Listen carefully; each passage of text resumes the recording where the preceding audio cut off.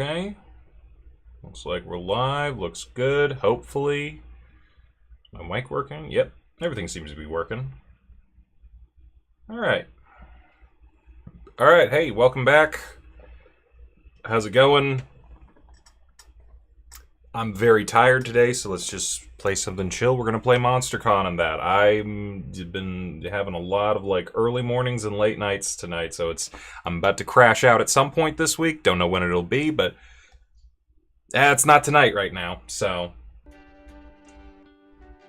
let's just get into it. There we go. Okay. Play a little bit of local. I don't have my other people here today, unfortunately, to play with me, so we're just gonna be doing one player. But one player's usually good to, you know, kind of hang out, do some stuff. I feel like playing the short games for the most part. Short mode does not include the mystery box shop or plot lines / secret endings. Part of me is like, let's do a few of these to begin with, just to get some of the what do you call them? The basic endings out of the way. That way, I can just unlock some stuff, you know? Alright, so last time we had lo-fi beats and fantasy vibes, so this time it's Kawaii Future Base. Whatever that means. Ooh, let's see here. We already did you, Let's see who else is available. Number 6, 1, 2, 3, 4, 5. We're gonna be Milo today. They are gold. Like, follow, and subscribe.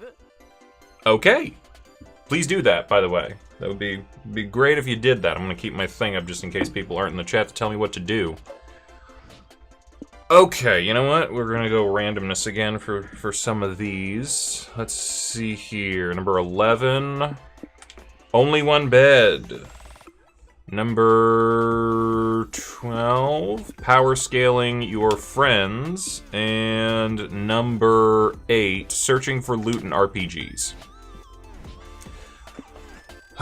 Choose top 3 favorite animals. Let's see here. Number 4, number 2, and number 3. Okay. Everything random, who knows what's gonna happen. Skip ahead. Okay, so we did shonen already. I believe we did romance as well. So now we got sci-fi, magical girl, detective noir, superhero type stuff. So let's take a look at that. 4 is mystery, novel, detective, thingy, what's it? Alright. Hashtag blessed. Are we hashtag blessed? I really wish I would have remembered what Cozy taught me before about, what I was gonna need for some people. But I also don't know, who I'm going after yet, so let's see. You know what?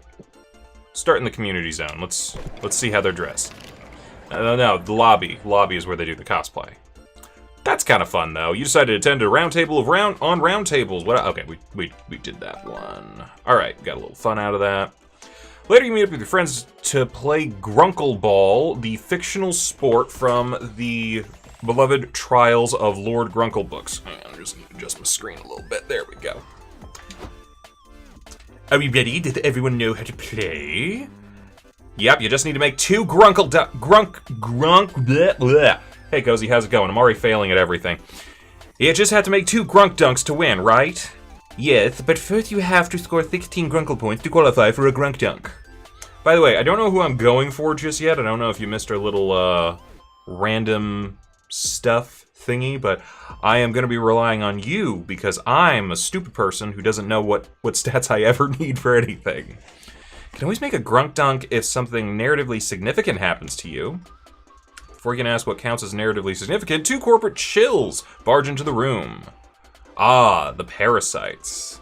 Hello, we're representatives from the publishing house that owns the Trials of Lord Grunkle IP. You'll have to pay us copyright fees if you want to play Grunkle Ball. We accept checks, money orders, and teeth. Are you for real? Yeah, are you for real? That's stupid. Even if you own Trials of Lord Grunkle, you don't own the concept of throwing a ball through a hoop. What's that? Did you say Trials of Lord Grunkle? We own that title, so you need to pay us $10 to say it. Okay, that's definitely not how that works. Also, I see that you're wearing pants. Lord Grunkle also wears pants. That'll be $10. This is a level of capitalism that you're not ready to deal with. You better outsmart these suits so everyone can play Grunkle Ball and wear pants for free. I mean, are pants really free if, you know, you have to pay for them? We live in an attention economy. Make a case that you should be paying them with views. Give them some views. You should have texted me the stat requirements last week so they were really easy, easily referenced. I mean, yes, but also, would I go looking through my text while I'm playing a game? That would seem rude to the audience, which might be here. Let us know if you're here. Challenge them for your right to infringe copyright with a basketball match, the official way in which most disputes get solved. Alright, I'm wondering if today I should have people decide for me. Is this short or long run? It's short. I'm gonna go through some of the short runs just to unlock some of the basic endings, and then we'll get like plot lines and mystery boxes and all that other sort of stuff in one of the longer runs when I'm just gonna, like, we're gonna do one run for the entire stream kind of thing, because these do get long. Anyway, I'm thinking right now you should do Sawyer then. I mean, that's a possibility. I kind of want to see some of the basics ones first and see where I'm at. Like, if we can get like some of the most basic ones, we can probably unlock everything and then go from there. I'm thinking about a little bit of randomness, maybe, right now. Because I don't know, this is the first thing, I don't know what I'm doing, so heads or tails, we'll see what happens. We're gonna go with a basketball match to dispute copyright infringement, which I'm a fan of. Alright, let's play ball. Game on. You all meet at the corporate shills at the nearest basketball court. Only then does it occur to you that your friends are huge nerds and therefore trouble at sports. At least the corporate shills are probably bad too. Oh ho! Though did we forget to mention that we'd be hiring out our basketball team? The doors blow open and walks a team of 12 roided up meatheads who are selectively bred to excel at basketball. That's the power of friendship. It's okay, guys. I've seen sports anime. We'll win because we're the underdogs and we have the power of friendship on our side. We're gonna get our asses kicked. We did. Yep. And they take the copyright fees. And I also need to pay for the basketball court. Oh, and he's back. That's wonderful. You two owe me copyright fees now. Who are you? I'm so glad you asked. I'm the CEO that owns the fantasy novel that first invented basketball. Tell me who you want. I don't know who I want, man. I mean, what do I get if I'm bold and fun? Sure, you can imagine how powerful my franchise is since it invented fucking basketball.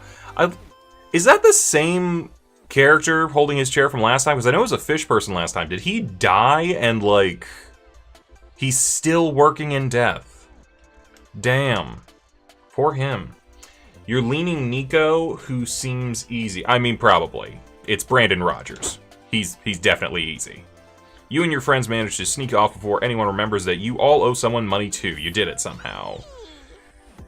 Alright, let's carry them on our shoulders like a sports hero they are, and your friends try to carry you, but being scrawny nerds, they mostly just drop you on your ass. It's the thought that counts. Take fun and charm. Smile for the camera. Bold over 14 smarts under 12 is Omen. Okay. Omen's not my favorite, if I'm being honest. I think let's go to the lobby. Let's check out what they're dressed. Oh. I mean, yeah, that really works, I think, for them. Fun and creativity over 8 for April. You can probably get a couple people easy like this. Walking around the lobby, you see a flood of people coming in from the other areas. Crowd stampede, trying not to panic. You remember what your yoga teacher taught you. When you get caught in the middle of a crowd stampede, remember to go with the flow. And we get some boldness. Nico is every stat over 7. Doug is 1 stat over 22. I knew Nico and Doug were both the ones that are like, hey, you need like something very specific. Okay, so it sounds like if I just load it up on fun, Doug would be the easiest, but Nico seems like a bit of a challenge. Maybe. Walking around the lobby, taking in sights when a middle-aged stranger with a brochure approaches you. Excuse me, youngster, I'm looking for the conference titled, Is a Sofa a Type of Chair? Could you point me towards it? Of course, it's right behind that door. Oof, good thing I found you. I was starting to think I'd made a mistake and this wasn't the annual ChairCon. No, this is definitely ChairCon. That's such a relief. My boss could have fired me for missing the most important chair-related event of the year. The chair business can be tough. You bet. As if that weren't enough, my wife just asked for a divorce. I'm trying to get over this rough patch by being a better chair professional. Anyway, here I am blabbering when the conference is about to start. See you around, fellow chair enthusiasts. Good luck with the divorce thing. Liam is creativity over 10 and smarts over 12. I feel like, I don't like Liam. That's the problem. If I don't lose smarts or creativity, I have Nico. Yeah, but that's the hard part. I gotta hold that to the end of the game. Cece, how you doing? What did you miss? We're just reviewing stat requirements and stuff. The CEO made a return from Monster Camp, so that's something. I'm thinking I might go after Nico on this run. See what happens. Guys, what the heck did you just do? I know! I think my improv started well, but I sort of lost the plot. That's not what I'm talking about. You lied to the poor guy. Yeah, but it was just a little white lie, you know, to lift his spirits. Oh, that's what happened? I thought you were fucking with him and I decided to join in. Well, it's too late to undo the damage now. When that man finds out, it's gonna be our fault. Yeah. Yeah, so? So you won't be able to sleep at night. What if we got some ice cream? Would that be better? No. Okay, what if we spin an elaborate lie so he never finds out he's at the wrong con? Would that make you happy? That'd be much better, yes. We lied to a guy that this was a chair convention as opposed to, you know, a monster convention. Alright, undo the damage. People around here love cosplay. Convince everyone to help you so this con cosplays as a chair con. You've heard there's a gathering of fans of face-sitting. Take this poor guy there and convince him that's the future of chairs. I just like that one. I'm just gonna do it. You find the chair enthusiast and take him to the con's face-sitter gathering, where people share their love of face-sitting, and by that I mean they sit on each other's faces. I swear this con gets better by the minute. Cece, is this your con now? So, what do you think? Look at how comfy these people are. I've never seen this before, but you're right. Their expression betray the deepest pleasure. Could this be the innovation I was looking for? Come on, you should try it yourself. The chair enthusiast timidly approaches a congoer whose face is intermittently covered by another congoer's ass. Excuse me, do you mind if I sit on your face? I've never done it before. Ooh, face-sitting virgin. Sit on me, daddy. What do you know? I am a dad. This new chair technology is really customizable. The man tries face-sitting. He sits stunned for a few minutes, and a radiant smile fills his face. When he's done, he comes back to you. I think this might be the future of chairs. Keep saying that, and no one takes me seriously. I have to tell my chair forum friends all about it. I can't thank you enough. And the man leaves, entranced with the chair-related discovery. I think we did a good deed today. It's just like they say, sometimes it just takes a lie to make one man happy. Yes, a lie and some face-sitting. Alright, we got some fun, lost some charm. I'm now in the danger zone for pretty much everything. Oh, by the way, Nico dresses up as Asterion.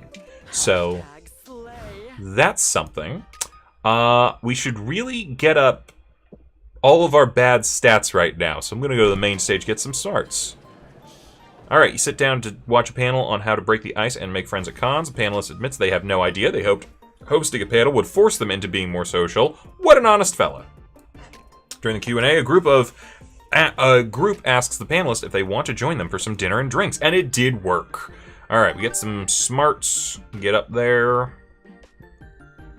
Tell me, Gold, what was the happiest day of your life? Is it the day you fell in love, received a hard-earned reward, ate a particularly delicious sandwich? Well, prepare to knock that day into second place, because today you're seeing the exclusive pre-premiere of the new Dragon Heat movie. Commence hype! He also has a Freerin outfit, lots of good options for me. I mean, yeah, he's got like 40 outfits, so it is nice to see all those. Sorry, kids, we gotta cut off the line here. The theater's at capacity. Well, he said that a lot better than I could have. Wait, are we yeah, we're Milo. I said Nico's thing was Asterion. Milo's thing is Asterion. See? I'm not smart. My patience is at capacity. Let us in, or when I'm done with you, you'll be eating through a tube. It's okay, Omen. There are other events we can go to. I can't be positive. Actually, I can't be positive about this. I'm going back to the hotel to cry fully clothed in the shower. No. Nobody's leaving. We're not just gonna take this lying down. Nico is the canon cosplay enthusiast. You would think Zoe, wouldn't you? Nico climbs up the statues of the Dragon Heat characters until they've reached a suitable height. Nico, not Milo. I don't think that I'm dyslexic, but I'm starting to wonder. Fellow fans, hear me roar. We will not be denied our right to see the film of the decade. Did we not come to this con to conquer, to feast upon fun and fandom, to demand the respect that we fucking deserve? Zoe is fandom. Straight up. Finally, something violent is happening. I'm in. I'm in too, but how are we going to get past the guards? They probably have tasers or something, and we're just in a line of people with foam swords. Do you not have goddess-like powers? Can you not simply use those to force our way in? I could, but I didn't eat breakfast this morning, and I slept on my neck weird. It's just not a good time, you know? I know, she's a little fanfic author. She's my favorite. I should know better. Fine, maybe Gold can make themselves useful by coming up with something the weighted blah blah blah. Diversion tactics. Distract the security guards by stabbing them in the stomachs. Convince the guards by telling them that if they let you all invade the panel, you will help them invade one thing of their choice. Now let's stab them. My knife thirsts for the blood of man. No, Omen, I won't let our selfish desires taint your redemption arc. Zoe, by all means, be as selfish as you wish, if it lets me commit crimes. No way, I will take the mantle of this dark responsibility. You'll thank me someday. Nico jabs the security guard with the point of their foam axe. It bounces off harmlessly. My mighty weapon can't penetrate these foes' powerful hides. The battle is lost, my friends. Lesson learned, never outsource a stabbing that you can do yourself. You grab Omen's dagger and stab one of the guards. There goes any chance for Gold's redemption arc. Ow! Partner, I've been stabbed! Be strong, I'll take you to the first aid booth. No! We took oaths that we never abandon our post, and I won't let you shirk your duties for me. You stay here. Yeah, we can play as Moss, man. I got all the DLC characters. I've been kind of picking randomly, so, you know. God damn it, partner, I won't quit you. I'm calling for backup. Yikes, well, only one solution here. You stab the other guard. Shit, that bastard outsmarted us. I can't tase them while I'm focusing on not bleeding out. At least we're going down together, my partner, in justice. My people, storm the doors! And we storm the doors. There's some seriously good bromance happening out here. Too late, the crowd picks up Zoe and raids the pre-premiere, which is to say, you all sit politely on the floor and watch the film. The movie is so incredible you can barely focus on the guilt you feel for stabbing two people for basically no reason. And the best part is, your friends can enjoy it without any guilt at all. You gain two bullets. Okay, I'm screwing up already. You haven't seen this character select screen yet? Well, wait till we're done with this run. Okay, we need some charm. Let's grab some merch. Alright, hyper-realistic VR set, buy one, VR is the future, you put it on your surrounding, yep, it's a scam, no refunds allowed, and we get our charm back. Alright, you, Zoe, and Nico are trying to keep Omen on task as they check in with all the vendors. You come upon two vendors.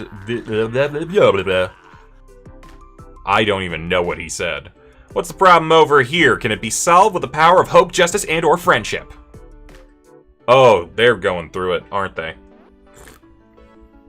There's no hope or justice left in this con, and it's too late for friends. This motherfucker thinks he can set up shop at my table? Because it's actually my table. You stole it from me before I showed up. Let me see your passes. Yep, they double booked you both to use this table.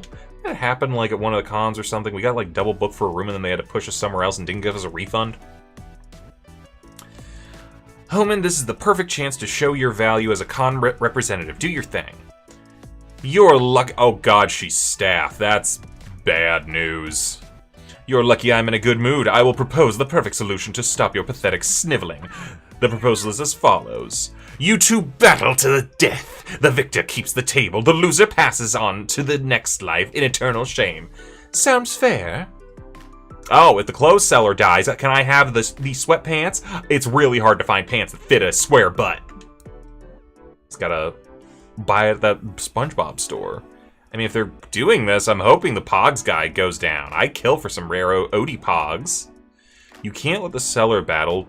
You can't let the sellers battle to death. You'll be damned if you're letting Omen get the credit for solving a problem around here. Think of a different way to broker peace between the two vendors and make your friends horny for your conflict resolution skills. All right, so we convince the vendors that all property is an illusion. Does anyone really own this table? Perform forbidden surgery and sew the two vendors together into a flesh construct. You've sewn a couple cosplays yourself, so how much more difficult can this be? Okay. Communism or horrors beyond imagination? Cozy's feeling like a communist tonight. Both the vendors fall into shocked silence for a whole minute. Hello? Nice job, idiots. You broke them. Now who will die for my entertainment? Comrade, forgive me. I let the evil of capitalism drive a wedge between us. No, comrade. The blame is all mine. We were blinded by our own love of objects. But now we see. Ownership isn't real. This table isn't real. The vendors flip the table, then embrace each other, sobbing hysterically. Dang. They were an easy sell. Join me, comrade. Let's free the world from this consumerist hell. I will. We'll gather some like-minded individuals, draft some petitions. One of us will run for governor. Nah, that'll take too long. Let's just firebomb them all. That'll show them. Okay, someone's happy. We own the vendor hall now. Do we? Does anyone? I think we just covered that ownership is not a thing. No, you could hurt innocent people. Which is exactly why you should do it. Even if a bomb did work, what's your strategy for taking down big capitalism's second boss phase? You're not ready for the final battle. Exactly, sort of. If you want to tear the establishment down, you gotta take it one step at a time. Starting with giving all of this merchandise to us. What? Doesn't that kind of go against the anti-ownership utopia we're trying to create? Well, it's not like we'll have it. We'll just grab it and maybe take it back to our homes later, but we won't own it. They released the rights to their merchandise, so it's free game. Yeah, damn right. Fair enough. Take the lot. Consider it thanks for fundamentally changing our worldviews. I still think a bomb would have been funnier, but whatever. It's worked out fine for you. All right, we got some charm. We got plus 20 Notice Me Senpai shirts in various sizes, but we lose 2 creativity. All right, we gotta get that creativity back now. Ugh. All right. So what are we thinking then? Nico? Going for a challenge today. Shall we out to dinner? Like that cosplay. Very nice. You and Nico go out to a fancy restaurant. Nico arrives in a full Naruto cosplay and explains that after dinner they're going to their tuning exam. You decide to come along, mostly out of curiosity. It turns out the tuning exam is a lot of Nico screaming and punching the air behind the restaurant. They're a weirdo. Good to know. You offer to be the exposition character in the stands, commenting on the match. You're supportive like that. Alright. Time to get to work. Milo would try to take Nico to a fancy restaurant. I mean, why not? Alright, time to do this. Okay, what did I get banned from the zoo for? Oh, you got robbed by dogs, so it was your own safety. Choose a detective book that would totally catch your attention. The Kid Detectives and Babies, where do they come from? Okay, we're bouncing around them things a little bit. That's okay. It's con time. Creativity. That's the hotel, right? I think. You're chilling in your hotel room and suddenly Amandra... Okay. Is the rat the only thing? Sometime later in the hotel bathroom, giving your remaining shirts the sniff test when you hear Liam grumbling in the other room. Damn it, have any of you seen my keys? I could have sworn I left them on the nightstand. Poor Liam, yet another victim of a faulty witness testimony. All clues pointed to the keys not being on the nightstand, and yet he went on insisting. I couldn't bring myself to put more doubt on his fragile mind, even if his memory had more holes than a wedge of Swiss cheese.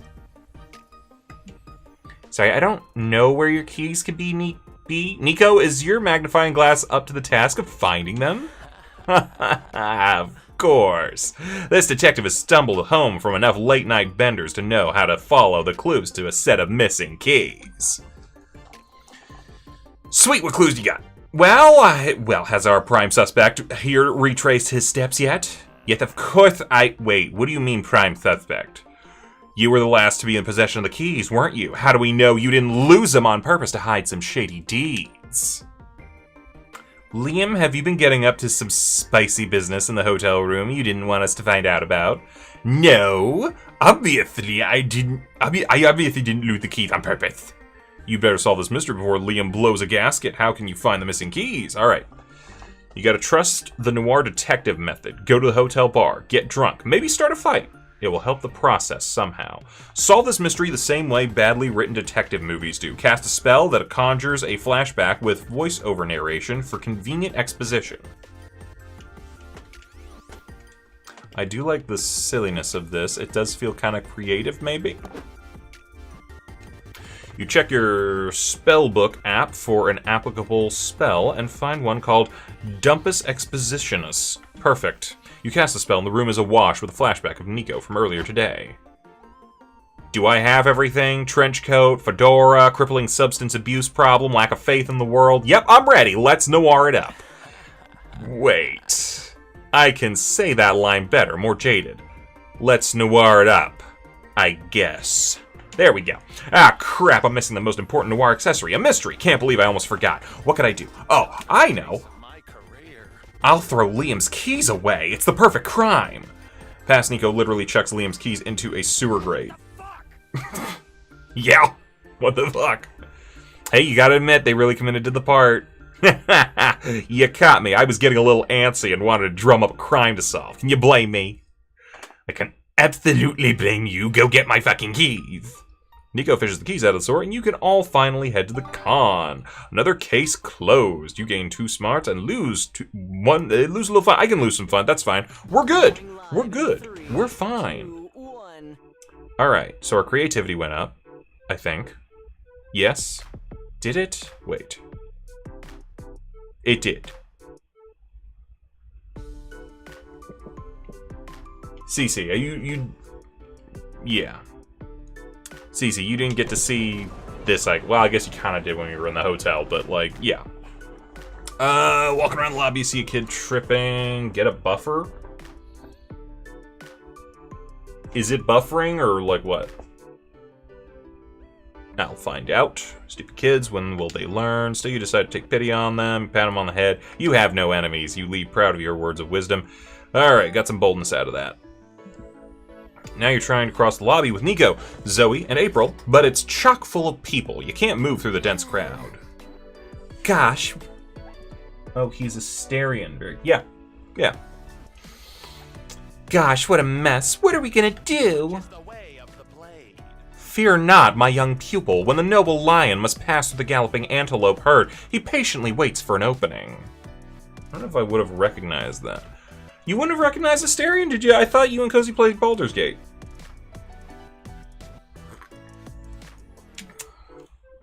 Like now. No, sorry, that wasn't the right moment. It's now. No. Oops. Another false alarm. Any minute now. 56 minutes later. No, that wasn't the one either. No, darn, still not it. How long is this gonna take? Just a heads up, I'm getting very thirsty and mildly homicidal. Cozy played Baldur's Gate, huh? Could be a while. I was once stranded in a con crowd for 6 hours, surviving on floor peanuts and secondhand sweat. Gross. I don't know how to spell it, and autocorrect isn't being helpful. Okay, yeah, you guys fight over the spelling of Asterian. I'll just play the game.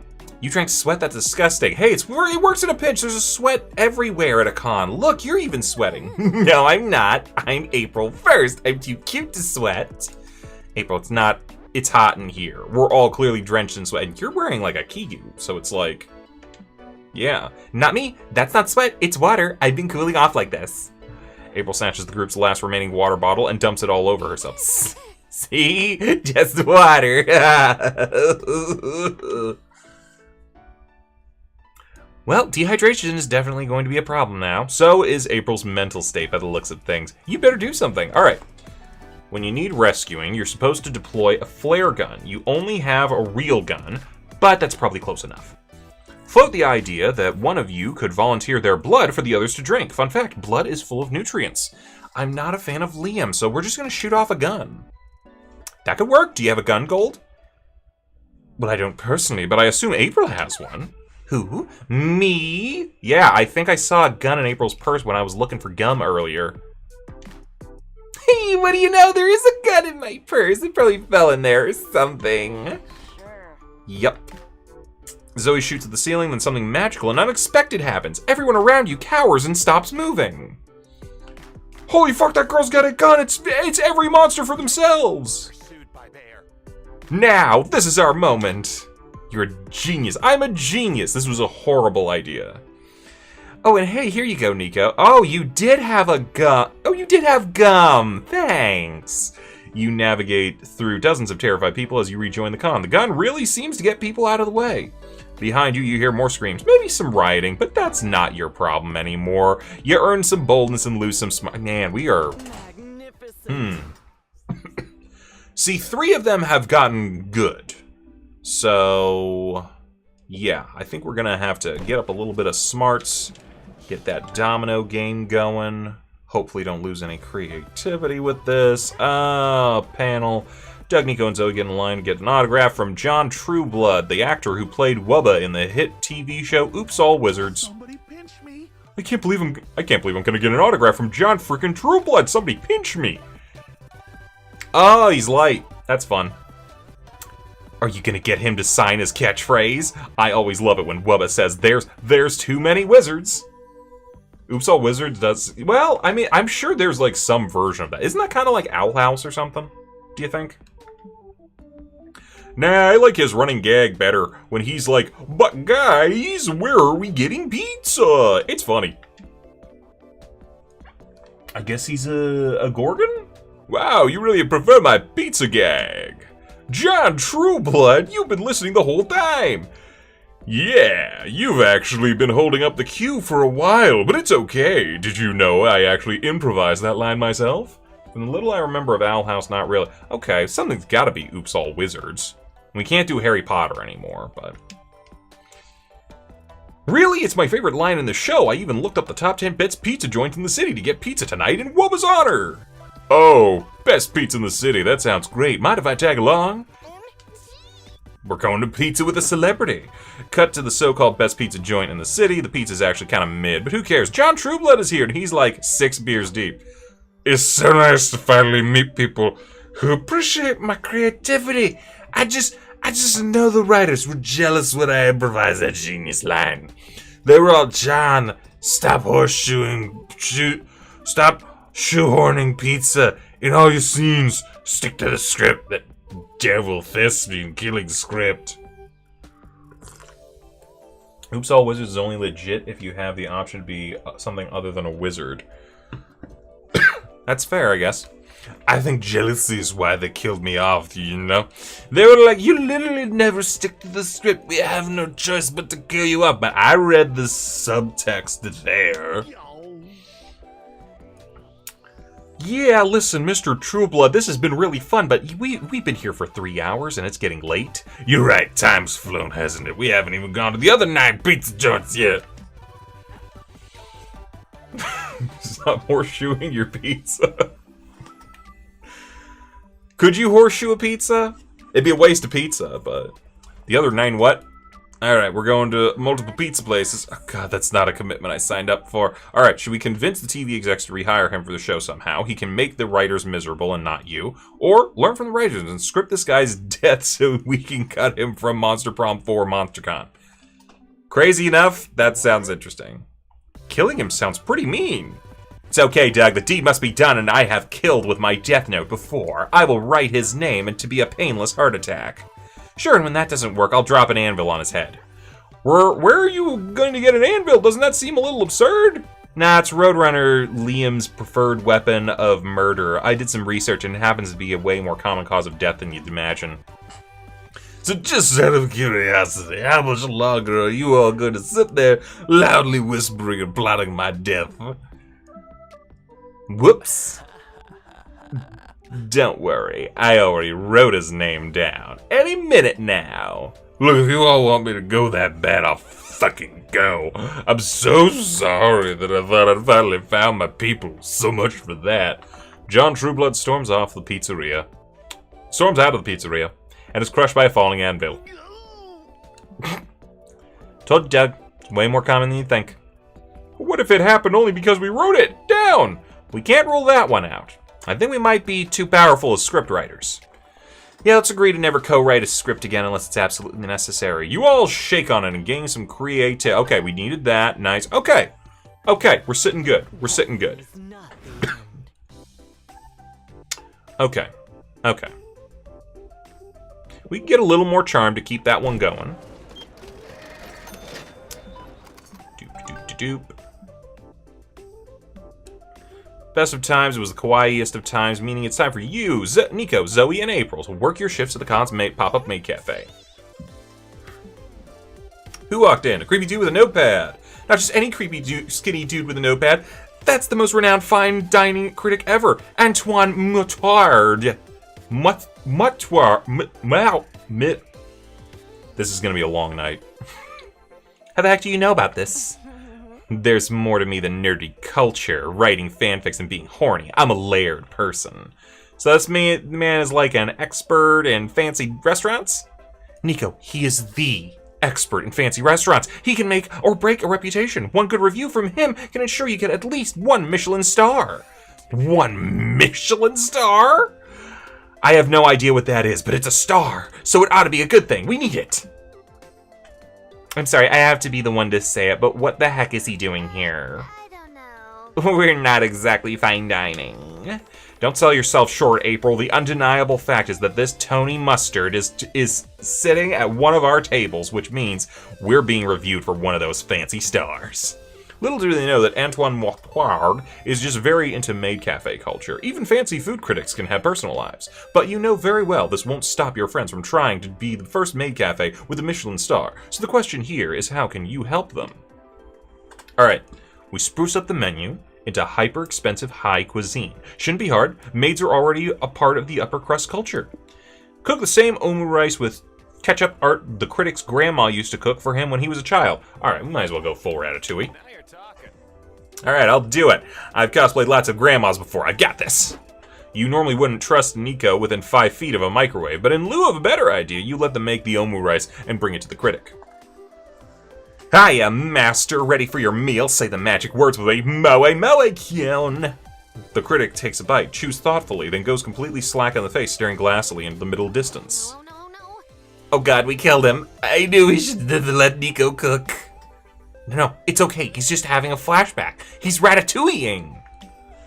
Sure enough, the critic snaps out of it and his eyes fill with tears. This is delicious. It's like Granny used to make. You mean your grandmother actually made you omu rice? That wasn't one of Gold's nonsensical bits? Of course Granny made omu rice. She was the best maid in the biz back for over 50 years. I have many fond memories of eating omu rice in her kitchen while she bunny hopped the J-pop music. Wanna see? The critic opens his wallet and shows you a few Polaroids of him posing with his granny, who's also wearing a cat-maid outfit and making kissy faces.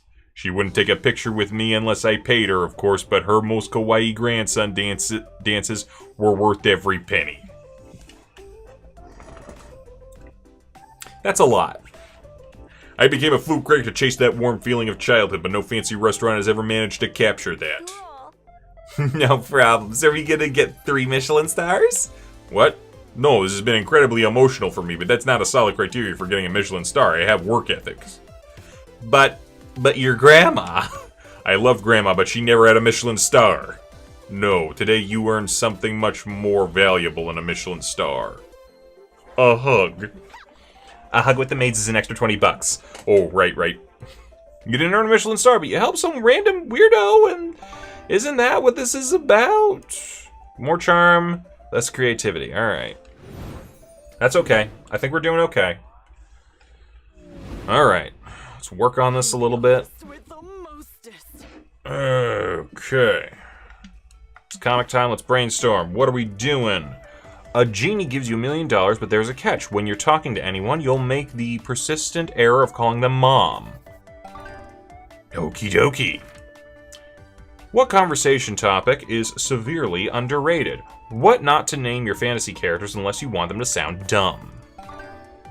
Okay. Alright. That helped a little bit. It helped a little bit. Magnificent. It certainly is, Milo. Alright. Let's get these smarts back up a little bit. Bro? Bro, what? My mom? What's up, Mom? Mom? Not Mom. Cozy. You're sitting at the main stage for a panel titled, Our Dating Sims Bad? The stage is empty. After a few minutes, a shy-looking guy approaches the mic and says, They're not, because they never left to begin with. Oh, are they back? Yay! The audience goes crazy. And we get smart. It's a big day for weeboos. Astral Princess Girl, Power Saves the Day is finally getting a second season. You're not missing the exclusive premiere. Yay!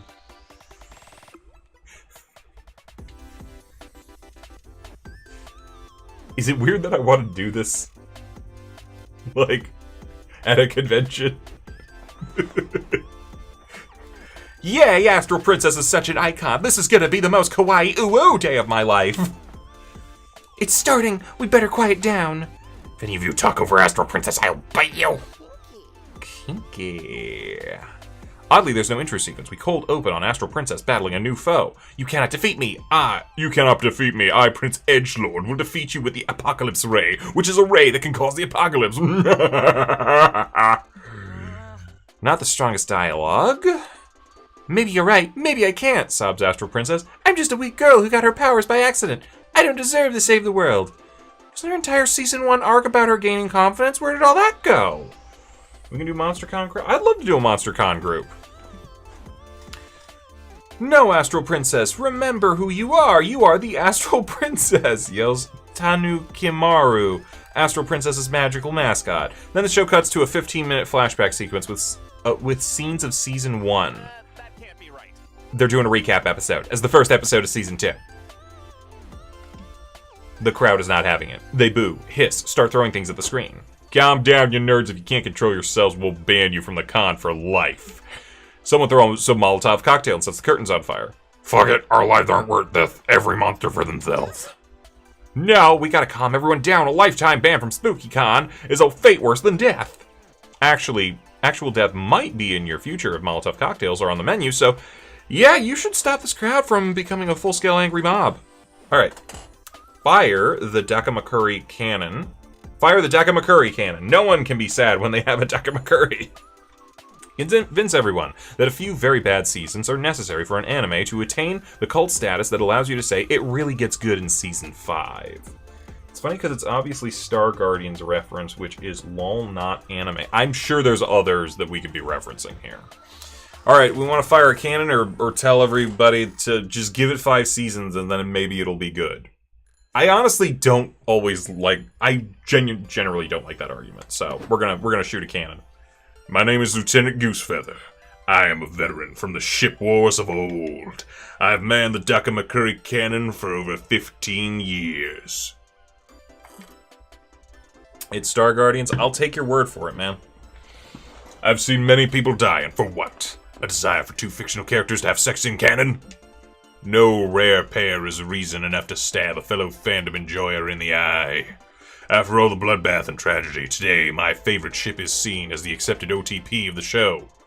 But at what cost? I delivered pillows that made people sleep forever. And I will have to live with that to the day I die. But an old friend just called me. This time it will be different. This time my Dakamakuris won't bring violence. They will bring peace. Soon the angry crowd is distracted and delighted by all the Dakamakuris raining down. You saved us, Gold Senpai, and you got us free Dakamakuris. You're my hero. Neither is Asterion. You're just gonna try every single spelling of Asterion, aren't you? Ah, the Dakamakuri cannon, a weapon of mass horny destruction. It could have ended the world, but now it's saving it. Zoe likey. My goodness. Dibs on the pillow of Prince Edgelord. His dialogue lines are terrible, but his cheekbones make up for it. Back up, bitch. I called that one first. I'm kidding, we can share it, Zoe. 60-40 custody. You grab so many Dakamakuri's, you can and gain 2 fun and lose some charms. Okay, whatever. We didn't need those. We didn't need as much of those. Alright. Probably want some creativity again. Chilling in the room. Memorize the ceiling. Got some room service. How can I help you? Turns out the room service loves your room ceiling. They've memorized it out of boredom too. You talk about it, and the conversation is enriching, inspires you. Ceiling theme creative projects. All right, we're actually doing better, so that's good. All right, Liam, Zoe, and Nico notice some teenagers giggling and playing in traffic near a convention center. What are you kids doing? Don't tell me dying in traffic is some dumb new talk trend. Oh god, that kid's on crack. My goodness. Nah, that challenge went out ages ago. We're doing the Get Isekai challenge. It's when you get hit by a bus-kun and wake up in another... Okay. Why would you do that? Isn't it more common for Isekai protagonists to get hit by a truck? That's your only problem with this? No, we crunch the numbers and buses are the best way to end up in a fantasy realm where your painful, uninteresting personality somehow make you a hero. That sounds pretty unrealistic. Thank you. It's much more likely that Bus-kun will send you to a grimdark world where everyone has inexplicably big boobs. Someone should cosplay Bus-kun at the con. Well, you remember when that one year at Tekko, or around Tekko, they were like, the bus fell through the street? There was someone dressed up as the bus that year. Cleavage. Which is still a win, but, you know, manage your expectations. Wrong. If you get hit by a bus, the only place you'll get sent to is the ICU. I don't know, Liam. When I was a kid, a bus ran over my pet fish, and my parents said he got sent to a beautiful farm, so maybe getting isekai'd is real. How the hell and fuck did a bus hit your fish? I said the bus ran over my fish. You should pay attention when someone's revealing their trauma. Fine, can someone help me convince these dumb kids not to do this? I'm not in the mood to witness a vehicular manslaughter today. Sure. Use the forbidden spell to exile souls to a pocket dimension. You thought it was a cruel measure, but apparently it will help these idiots and probably prevent car accidents. Convince them it's easier to go to a different world by getting on the bus, not in front of it. I met Truck-kun at Matsuri last year. He gave me a keychain. Oh, that's nice. That's fun. I feel like we've been killing a lot of people lately. Maybe we unkill people. Wait, you can get in Bus-kun? We thought buses were just a tool used to isekai you to different worlds. No, get on the damn bus. Since they're beginners, you decide to get on the bus with the teens. Then they marvel at the pole brakes and sticky seats. So when do we get to the fantasy world? Ask the bus driver. I'm sure she knows all the fantastic places this bus stops at. Okay. Hey lady, where's the next stop? Let out. Somewhere with dragons and big boobs. Next stop is 2nd Street. There aren't any dragons, but there's a pretty good burger joint. What about the one that comes after? Is it somewhere full of cute anime girls looking for mediocre boyfriends? No, but there's a great vegan burger stand. Just turn right on. Shut up about the burgers already. Okay, you know what? In 3 stops, there's a world full of fantasy, just as you were asking. The teenagers wait impatiently until they get to the coveted bus stop. Sweet later, losers, I'm gonna fuck a big titty dragon. Liam, this isn't the best part of town. Yes, but if this stops them from trying to get run over by a bus, I'd say we did a good deed. Look at them. I feel like I need to send this scene to myself. Why? Have they, like, thought about jumping into front of traffic or something? Hello, friendly merchant. I see you have a knife for me to buy. Is it enchanted to make girls like me? One of the kids gets stabbed. Sounds legit. Still better than getting hit by a bus, right?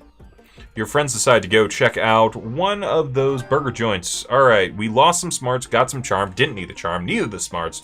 We'll have to make up for that later. No god, they just like buses. Why do they like buses? Not saying that's weird, but like, why do they like buses? Not that they work for the bus company. I don't think you have to like buses to work for the bus company, necessarily.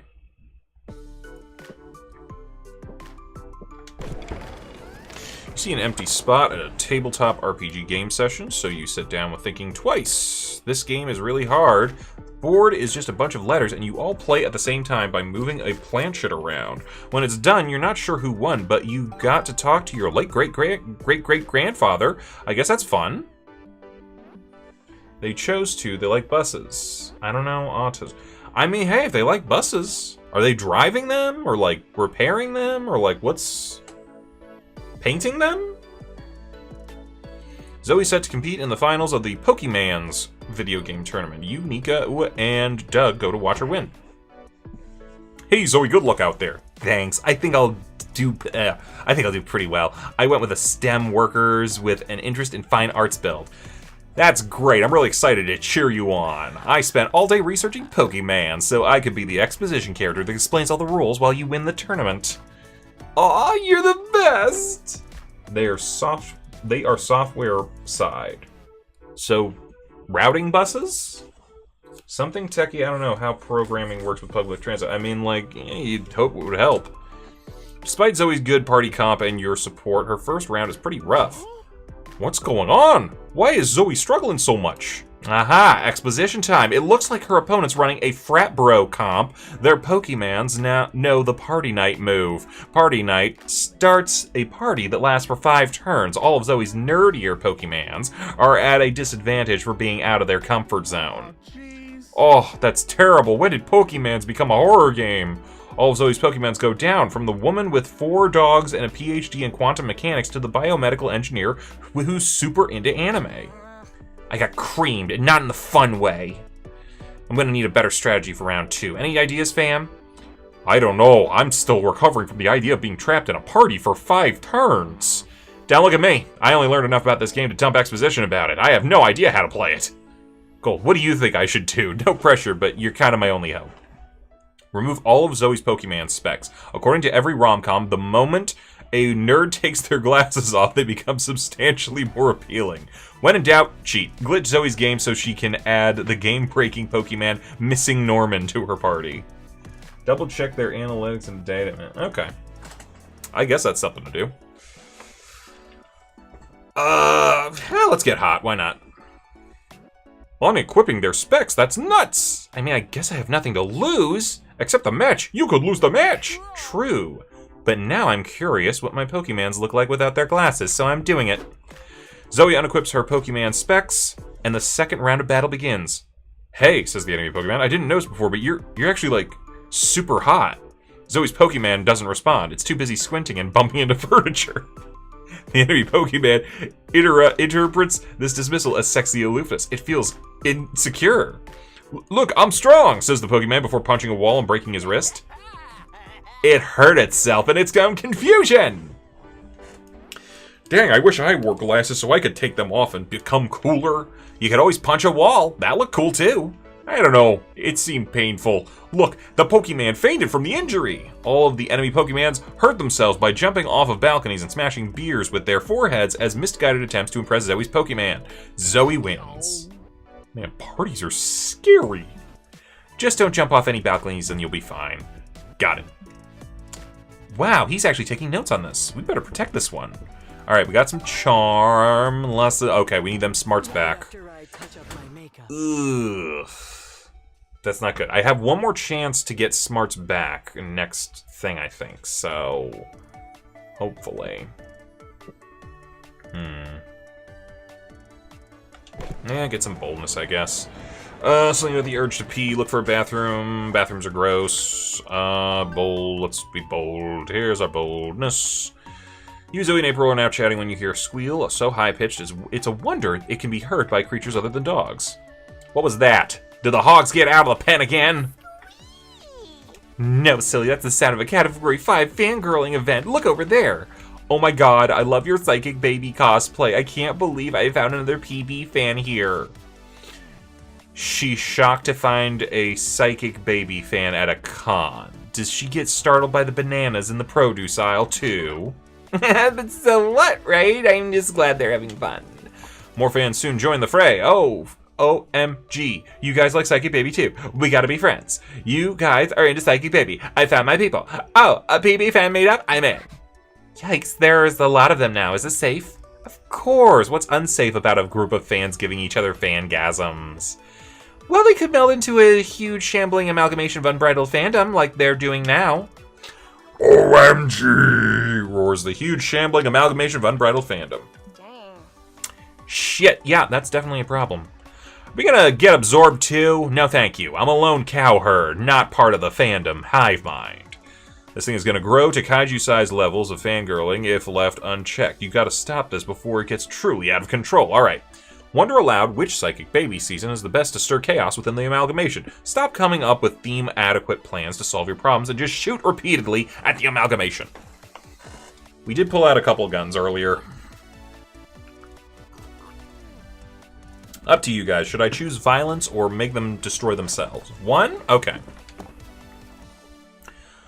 Oh, nice. Can of worms you've opened up there, Gold. Season 2 is obviously the best one. The amalgamation quivers in agreement. Yes, best season, yes! Can't be right. Respectfully, Zoe, you're crazier than tits on a bull. Season 5 is the best season by far. Bits of the amalgamation begin shaking and yelling in Nico's favor. Season 5, yes. No, season 2. Gun route. Try to get smarts back. How can you say Season 5 is better than Season 2? Season 2 was my childhood. What? How is that possible? Aren't you older than time itself? It's rude to ask a lady her age, Nico. Season 2 is the best season, damn it. I'd die for Season 2. Well, I'd kill for Season 5. I'd unmake civilization, level mountains, and evaporate oceans for Season 2. Well, I'd eat my hat for Season 5. No, I didn't mean that. I'm sorry, Hattie. Please forgive me for even considering it. Look, your pointless argument is destroying the amalgamation. It's true. You watch the amalgamation melt into various factions of people screaming about which season of this children's cartoon is worth dying for. Oh, We sowed enough chaos and drama to turn that burgeoning fan club into a heated mob. Good work, gang. I'm sorry I yelled at you, Nico. I got too heated. Can you forgive me? I reckon I can, Zoe. Nothing like a little fandom screaming match between friends, right? Yeah. It's not fun being the party pooper, but it's no fun getting absorbed by a glob of rabid fans either. You gain 2 creativity and lose some boldness. That's fine. That's good. We're all good. We just need some smarts, because I'm not a smart... Oh, no. Time for a little. I don't have enough. Unless... Alright, what are we talking about? Anime, or improv. We're at an anime convention. It's an option. Shape-shifting? Yeah, they want to get that personal? I don't know. Improv? I don't know. I'm really hoping that our last bout with the thing comic will give us the just a little bit of smarts. I love anime. I know, but tell me what you like about it. It's what's not to like about it. The heights of epicness and emotion are unparalleled gold. Characters that are top kakoi. Fight sequences brimming with sakuga. I'm terrible with these names. Plot twists that make you go all nunny. That's so good that it makes you go bilingual, huh? Basically. Anime has this ability to glue your eyes to the screen, you know? Sure, most of it isn't Shakespeare, full of complex nuance. But wait, first of all, Shakespeare is a tad overhyped. Second, there are lots of anime that are full of deep characters, nuanced dialogue, and complex plots. True, but that's not the anime I like. I like the ones with easy-to-get values and catchy catchphrases, the ones that keep it simple. I think I'll pass. Liam had me watching one of the more nuanced ones, and it just didn't do it for me. It didn't have the kick I love so much. At least you open yourself up to try. I did. I get the message in the stuff I watch isn't that deep, but that's what I like about it. Is magic. I like to watch stories from worlds where it all boils down to good always triumphs, or nothing beats the power of friendship. It lightens my heart in a way that feels just good. Now I totally get it. If everyone likes for something different in the stuff they watch. And you know what? I'd love for you to show me the most epic anime you've watched lately. Let's go! YouTube binge watch 10 episodes of a high-octane shonen. It's true, it won't win an Academy Award for its script, But who cares? It has you both roaring at the screen. Okay. Okay. We got one last chance to get some smarts out of this. Let's make I'm a not masterpiece. gonna go random. I'm gonna try to see what we can get smarts out of. Alright. You've ended up on the most obscure music festival ever. Which band are you checking out? Counterfeit Poetry, Underground Mathletes, Most Glorious Whole, All You Can Eat Breakfast Buffet. Okay, Underground Mathletes. It's gotta have some smarts to it, right? Okay. We're in the clear. We're in the clear, so long as I don't screw it up at the end. You're still at the Obscure Music Festival. Now that you've chosen a band, just going by their title, which of these songs would be your new favorite? Empathy for the Man Who Could Only Eat Soup. Lube for Days. 5-letter words. Metaphors Done Wrong. Metaphors? I don't know. Okay, we're still good. We're still good.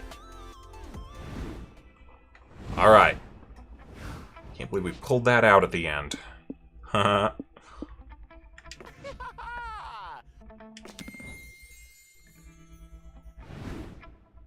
Alright. Finally, the art gang gathers around as a time to see. Here we go. The Flame of Truth is a pulp noir adventure that follows private investigator Mossman. This jaded detective used to be part of the police force, but he lost his badge after a dog stole his gun. His peace will be broken when a mysterious femme fatale comes to him with a new case. The mystery of where babies come from.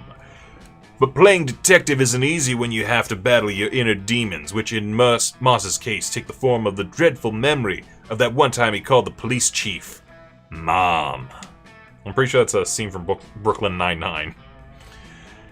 As if that wasn't enough, as the mysteries unravel, Moss will realize this case might be tied to something much bigger. The comeback of a powerful warlock, Alakazamiel,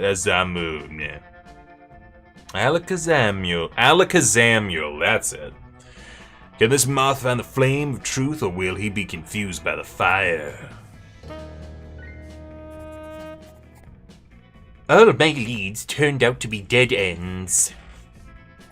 So there I was, searching in the last place left, the bottom of a bottle.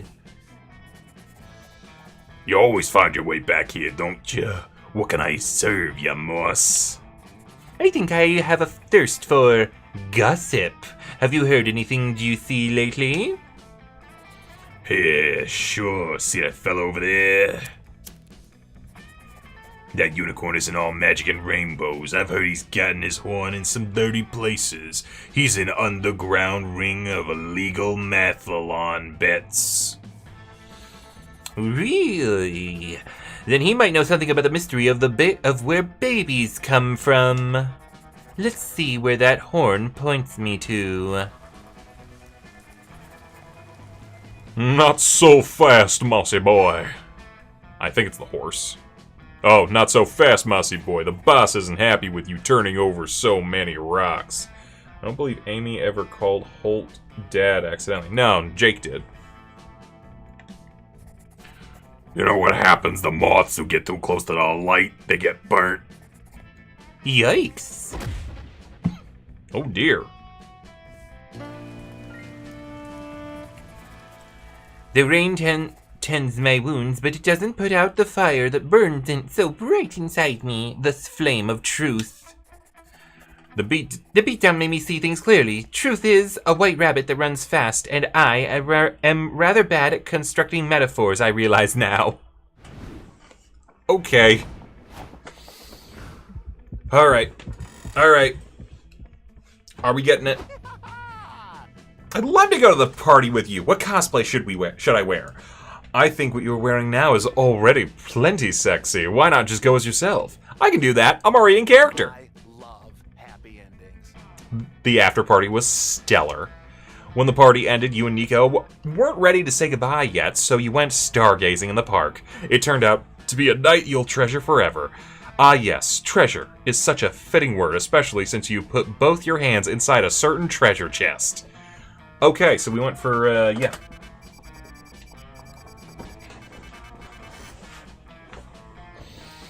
Alright. Oh, that actually did only last an hour. I'm sure this game goes a lot faster if you're not narrating the whole thing.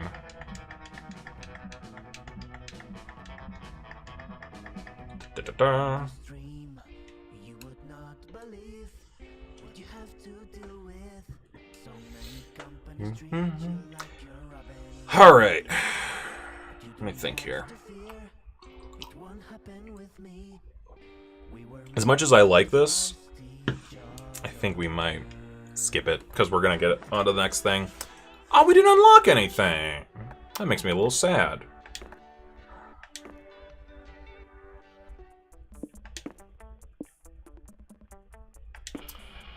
All right, we're down to surf rock or retro. Surf rock.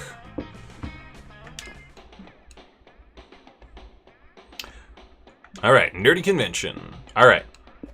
Yeah, so everyone's aware, because it feels like not everybody's seen. We got all the old cast, some of the new, and then some even further than that. I don't even know who this dude is. Or that one. But they look like they may be made of donuts? Anywho, let's find out who we're going to be today. We were already you, and you. So... 7, 1, 2, 3, 4, 5, 6, 7. Ah, donut guy. Papaya. Actually, what's your real name? Warm Walter. I don't like that. You have excellent taste. Okay. All right. All right. What are we writing about? 10. Step on me. 11. PhD on ship dynamics. And 8. Drama. Cece, this sounds like one of your books. Let's see here. Number 4. Number 4. And number 3. We weren't new to all the blah, blah, blah, blah, blah. Alright. Well, we didn't unlock anything new. That's fine. We still got these 3. Let's see what we get. Number 2. 1, 2. Make superheroes. Alright. Forget a fear of failure. We're in it to win it. Oh my. I might enjoy doing this, hanging out with this guy too much. Alright. What are you guys feeling? Because I think we got one of the more difficult ones with Nico. Doug, we would have to get over 20 in a single thing. And I don't think we've gotten April or Liam or Omen yet. So we've only got 2. Yeah. Whatever you guys are feeling most, we'll give a shot. You know what? Let's start with, while you guys decide, let's start in the lobby, see what they dress up as. April or Doug? Okay. Not Liam. I hate Liam too. Walking around the lobby, you see kids tripping over and scratching his name back. Okay, we saw that. You're with April while she does a meet and greet in the lobby when Nico and Omen suddenly come running over. April, what are you doing? Like and subscribe. Spending time with my most favorite fans who paid $99.95 for the VIP April's Biggest Fools experience. Why do you ask? Because from a distance, we thought this was an angry mob. We rushed over here to kill everyone. I've got a thing, so... It's not an angry mob. Thanks for checking, though. What if it was? You should have bodyguards to keep you safe. And with my axe and Omen's homicidal tendencies, would be perfect for the job. Alright, so Cozy says Doug. Cece really did not give me a... You said Doug or April, so Doug it sounds like. No thanks, I think I can take care of myself. April, you've had dinner with the president. Someone as famous as you needs to be kept safe.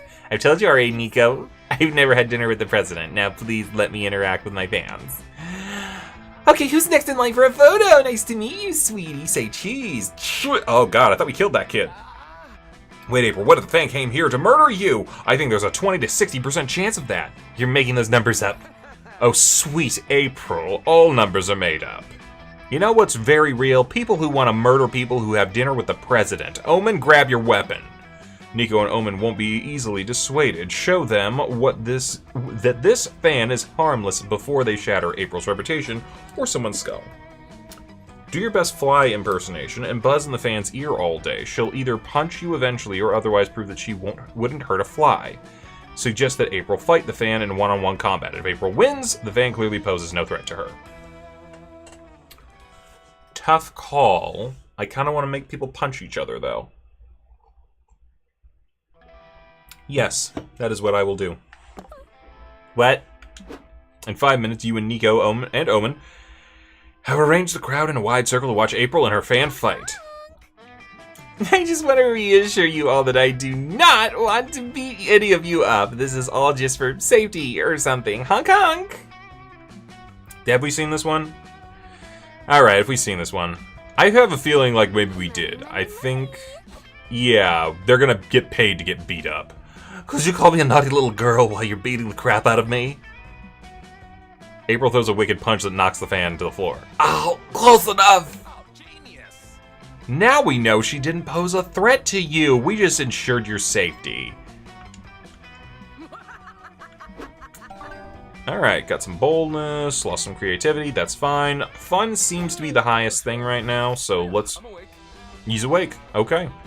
Why don't we focus on fun? That'll be the fastest thing to get us up there. Walking around the community zone, you see several con-goers playing a match. What is that? Soccer? Why the hell is there soccer? Alright, it's LARP foosball. Ah, I see. You find yourself with Zoe, Omen, and Nico attending a miniature painting workshop. Time to get your art on. Okay, I feel like we might have seen this too. That isn't a miniature, it's a figurine. Okay, yeah. So, figurines, I think last time we did something about, like, the minifigure was the figurine's father? The undefeatable Omen! You are defeatable. You were defeated. Call the organizer's mother and see how she feels about her son being a gatekeeping jerk. How uncultured. Everyone knows that figurines are the fathers of miniatures. How do you think miniatures are made? Alright. So, yeah, we did do that one, so let's try this one. Call the organizer's mother, tell her what an exclusionary little bitch her son is being. She shows up and probably scold him. What are you doing here, Mom? I told you wait in the food court until I was ready for you to drive me home. That's just the bus driver, isn't it? But with crazier hair. Henry, what's going on here? Papaya told me you're trying to gatekeep someone from your workshop. This isn't how I raised you. Because she wants to paint a figurine. This is a miniature painting workshop. Why doesn't anyone get that? Hush, dear, I know you're only lashing out because you're still upset that the other fine arts students bullied you in college. Mom! Okay, bringing up embarrassment. Miniature painting wasn't fine art, but being hurt doesn't mean that you can hurt others. Don't you see that you're just using your pain to justify bullying Omen? You're hurting her feelings, too. Omen, help me out here. Ouch. My feelings. They hurt so bad. It's okay, Henry. Like any good Ronin, you must bear the weight of your tragic backstory, but you cannot allow your dark past to cast dishonor on your present. The way of the blade. 'Tis the way of the blade. Well done. You really think so? If I say yes, will you cease this self-pity and allow me to paint fishnets on my figurine's luscious thighs? Turns out he will, and we got some charm out of it. Lost some smart, but that's okay, because we just need fun. It's nice and warm in here. You might be a little much. Got some merch. T-shirts featuring entire JoJo family tree. Got a charm. Okay. Crappy fancy. Have we seen her? I don't think we've seen her. Hi, can I please interest you in any of Can I please interest any of you in buying a fanzine? No thanks. Aw, let's buy one. She said please. It'd be wrong for a ranger to ignore such a polite damsel in distress. Yes, that's it. I need your help. I need to sell 20 of these fanzines before the end of the day, or I'll die. No. What a predicament you find yourself in. Are you cursed? No, I've seen this before. The mob must have kidnapped this woman's child, and they're threatening to kill the child if she doesn't sell 20 fanzines. Ah, we have to help her. New zombie character? It seems like a zombie character. Or, what's the... Well, here's the thing. I'm trying to think of whether they're in costume or not. Because I was like, are they a hopping vampire? She could be a zombie cosplaying as a hopping vampire. Or something like that.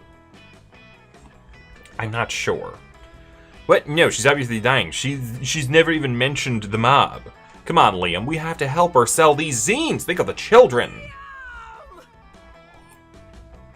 You're always telling me to redeem myself, and shit, here we have a chance to fight the mob, and you want to walk away? I must either fight evil or be evil. Your choice. Okay, fine. I guess it'll be easier to sell 20 fanzines than to make you shut up. Yay. 3 hours later, damn, selling zines isn't as easy as I thought it would be. Indeed, I've been reading them, and they are unfathomably bad. Perhaps the seller deserves to die at the hands of the cursed mob. will prevail. A good ranger never gives up. That kidnapped child is counting on us. You're with me, right, Papaya? Let's go all in and think of a way to sell these zines.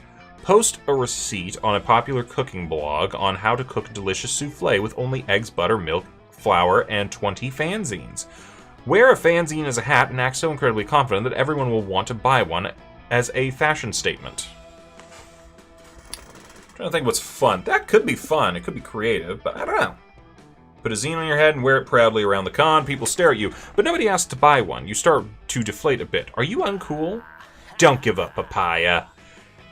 Heroes will always persevere in the face of hardship. Do not let them see you back down, my friend. Wear your cringe with pride. No, take it off. I knew this was a dumb idea. In the end, it's Liam's inspiring lack of belief that makes you go all in. You're Papaya, the dumb idea guy. Who would you be if a bad idea embarrassed you now? You double down and put 2 more zines on your head. Whoa, look at that guy over there with the zines on his head. What a look. When he had just the 1 zine on his head, I thought it was a dumb mistake. But 3? That's a bold statement. Now you're talking. You want some zines for yourself? Papaya's fashion genius is catching on fast. Totally, I'll take 3 zines, please. Soon enough, you've started a new fashion trend, sold all of the zines, and managed to, maybe, save a kidnapped child. And if that wasn't enough of a victory, when you get back to the hotel room at night, you even catch Liam trying the zines on for size. It's not what it looks like. You gain 2 charm and lose some creativity, but, you know, you're a funky little trendsetter. Take my hand. Okay. I mean, charm and fun are getting up there, so yeah, why not? Chilling in the hotel room when suddenly a man... Okay, God, how... It's every run is the rat. Am I crazy? You and your friends are in the hotel room debating on the least sexual way to eat a banana when an alarm on April's phone goes off. Think so? Gotta cut this short. I need to do a quick stream to keep up follower engagement. Stimulating one's followers is an important part of being an overlord, lest they get ideas for a revolt. May we stay to watch your technique? I think we've seen this one too. And they're like doing stupid shit in the background. This controlling your underlings is ridiculous. Oh no, they're in the chat. See, why can't you guys annoy me like that? Get out of here, Vaughn. Vaughn. Wait, that's a reference to something. And I'm completely blanking on what it is. April! Everybody misses everybody, I guess. We killed Bellhop together last night. Oh, date everything, right. We need to play that again. Which we should play more of. Yeah, I just said that. Oh my god. Looks like we got trolls in the chat! Alright. We gotta get rid of them. Take one for the team. Tell Nico and Omen you urgently need them to rethink your brand. Distract Omen and Nico with something flashy, like using a flare gun in an indoor space. I can't remember what we did before. Sorry, I was in the bowels of the guide. That's okay to be in the bowels of the guide. We're trying to get in the bowels of some of these people a little bit. That came out wrong. Or did it? What the fuck happened to our fun? Doesn't matter what happened to our fun. Our fun is fine. We haven't lost any fun. We just have more charm now.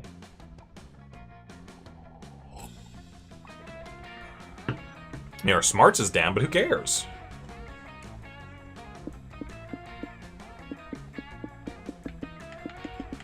Tell me what to do, guys, if you remember. Did I fire off a flare gun indoors? That does sound like me. Or did we do something about rethinking our brand?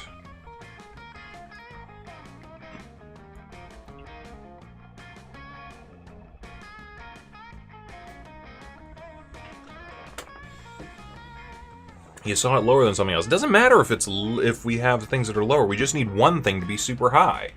And it doesn't matter what. Probably. I'll rethink the brand. Brace yourself for shenanigans. Your brand. What is that? It's like another word for image. Papaya wants us to help him change how other people see him. Ah, that makes sense. He doesn't present a terrible image of himself to the world. You should get a helicopter, Papaya. Being a helicopter guy would be a super cool brand. What is a helicopter? Oh, you'll love it. Trust me. It's like a ceiling fan with extra weapons. I'm like 99% sure I can't afford a helicopter. Excuses, excuses. You must make more room in your budget for essential purchases. Whatever, you go back to check on April. Cutie pie. Thanks for blocking those trolls for me. You're a big help. Look, this helicopter would be perfect. It could definitely kill someone. Yeah, but it's green. I don't think green matches Papaya's vibe. Catch you later. I just finished a stream in the bathroom where it's quieter. Oh, chat, get your minds out of the gutter. You're about to pat yourself on the back, but as soon as April leaves, you get bombarded with emails from different banks. What the hell? Ah, there is the man of the hour. Nico and I took out 11 bank loans in your name. What? It's all good. Now you can afford this helicopter we bought you, and the best part is, it's not even green. Well, at least your friends are happy with you, which is worth 60 years of crippling debt, probably. You gain 2 charm. Okay, alright, we're going charm.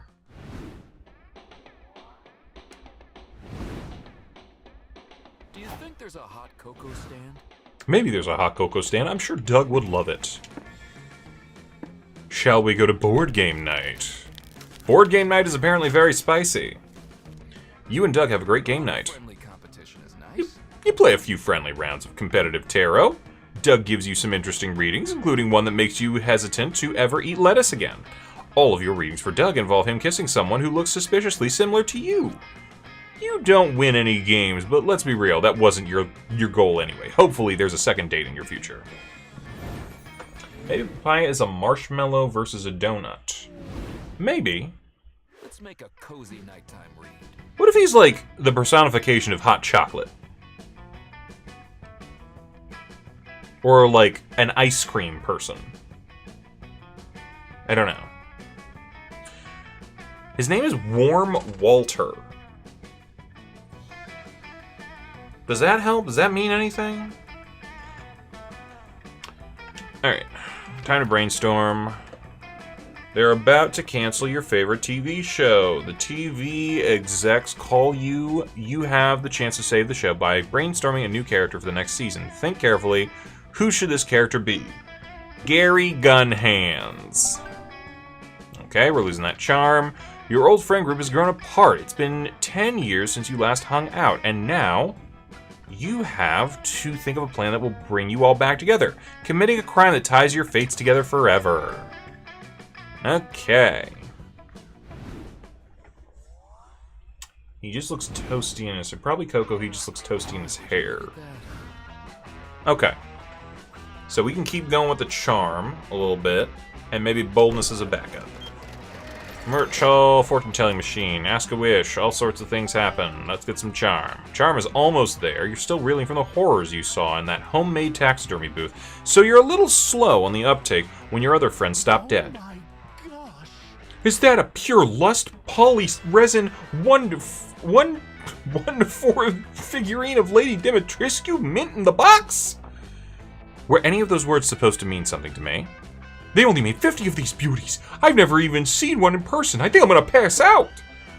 Focus, Doug. You can't make the purchase of a lifetime if you don't keep your eyes on the prize.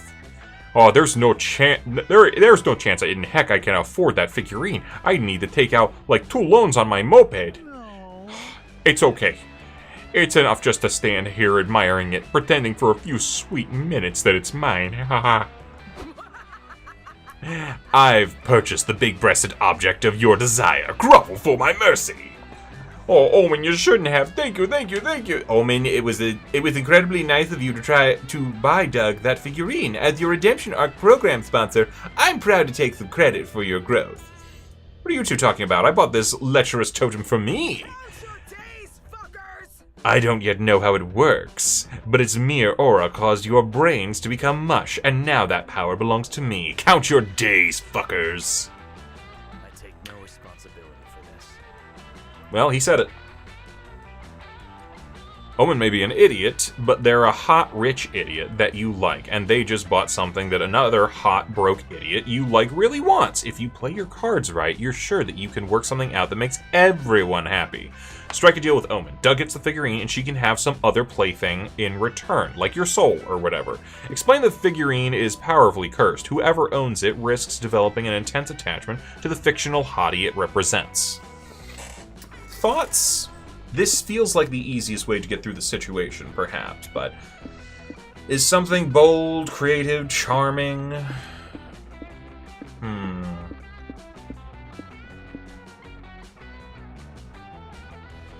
Sell soul for Doug? Alright. Papaya don't. Hush, Liam. Adults are talking. Good boy. Now, Papaya, show me the goods. Fine. You recite an ancient Enochian chant that turns your astral self inside out and exposes your soul. Papaya, you don't need to forfeit your immortal soul in exchange for a figurine just because I like it. But then again, it is a pure lust polyresin Lady Demetriscu, so who am I to tell you what to do? Well, you don't need to, because there's no deal. You are too eager to get rid of your soul. There must be something wrong with it. What? That's silly. What could be wrong with my soul? Many things. For one, you could have soul bonded with somebody without protection and contracted soul crabs. Or perhaps you sat in a weird smell for too long and allowed the stink to soak into the fabric of your soul. I don't want my soul prison to smell bad. Offer denied. I keep the totem. Are you really turning down my soul for a horny piece of plastic? I've got a demon offering me a year of piano lessons for this thing. Oh, fine, I'll take your soul. I guess worst case scenario, I can later trade it for those piano lessons. I suspect I have to relearn anyway. You know, since now I have half the hands I had when I first learned. That was epic. Papaya, are you big time? Not my soul, please, but maybe I could give you my moped? You're just happy to help, and that you finally managed to get rid of your soul. Soul crabs are the worst. You gain 2 charm and lose 2 smart. That's fine. Hey, we got that charm that we need. Doug might be in the bag, so long as we... I'm awake. As long as we keep things going. We can go into the negative, right? For stuff. Walking around the lobby, you see a flood of people coming in from other areas. Crowd stampede, trying not to... Okay, yeah. You're hanging out with Omen and Doug when their walkie-talkie beeps. They're being summoned by the con volunteer middle manager. Oh, that thing. What's the situation, boss? We came as soon as we could. Actually, I could have come faster, but consider yourself lucky I even came at all. We have an emergency. I think we've seen this. Okay, there's a tiger on the floor. Alright. They gotta stop before someone gets hurt. Before it hurts someone. Oh, how dull. Not to argue, ma'am, but don't you think you should call animal control or something? We're not experienced dealing with wild animals. There's no time to find real professionals. There are lives on the line. Yours, for example. Good luck. Try not to die. Relax, y'all. I heard this situation. I'll capture the tiger. I've got a natural way with the wild animals of the Wild West. Nico, I love you, but you have several problems with that idea. By D, I meant Demetris, but Doug is also worthy of a soul. Okay. Little late to that, but alright. You're not actually a cowboy. Tigers aren't native to the Wild West. I don't think you could capture a tiger even if you were a cowboy. But I can do it! I really can! I've been practicing with my lasso. How do you think I got the tiger in here? What, Nico, did you let a tiger into the con just so you could show off your lasso? This town ain't big enough for the 2 of us to be asking questions, buckaroo. You've got a tiger to wrangle. I really just hope it's Coach. Well, however it happened, there's a tiger on the con, and you need to deal with it before it kills you or any of your hot friends. Any ideas? Use the intercom to play annoying, high-pitched anime girl giggles. They have a sound wave frequency that drives most animals away. Craft and wear a convincing fursuit to seduce the tiger and lure it out of the con. I leave it up to you guys, and I'm really hoping Cozy gets their comment off first, because I have a feeling I know what Cece wants to do.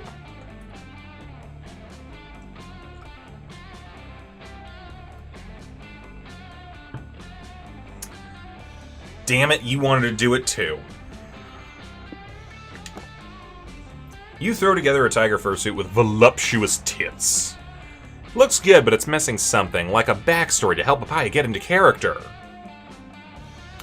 What if he used to be a tiger toy that came to life thanks to the incredible imagination of a young boy? But too new to the world, the tiger ate the boy. Now it roams the lands, yearning to finally learn what it means to be a tiger, yearning to learn what it means to be loved. Fucking love this. Sounds dark and homicidal. Get out there, Papaya, and remember, don't wear the costume, wear the character.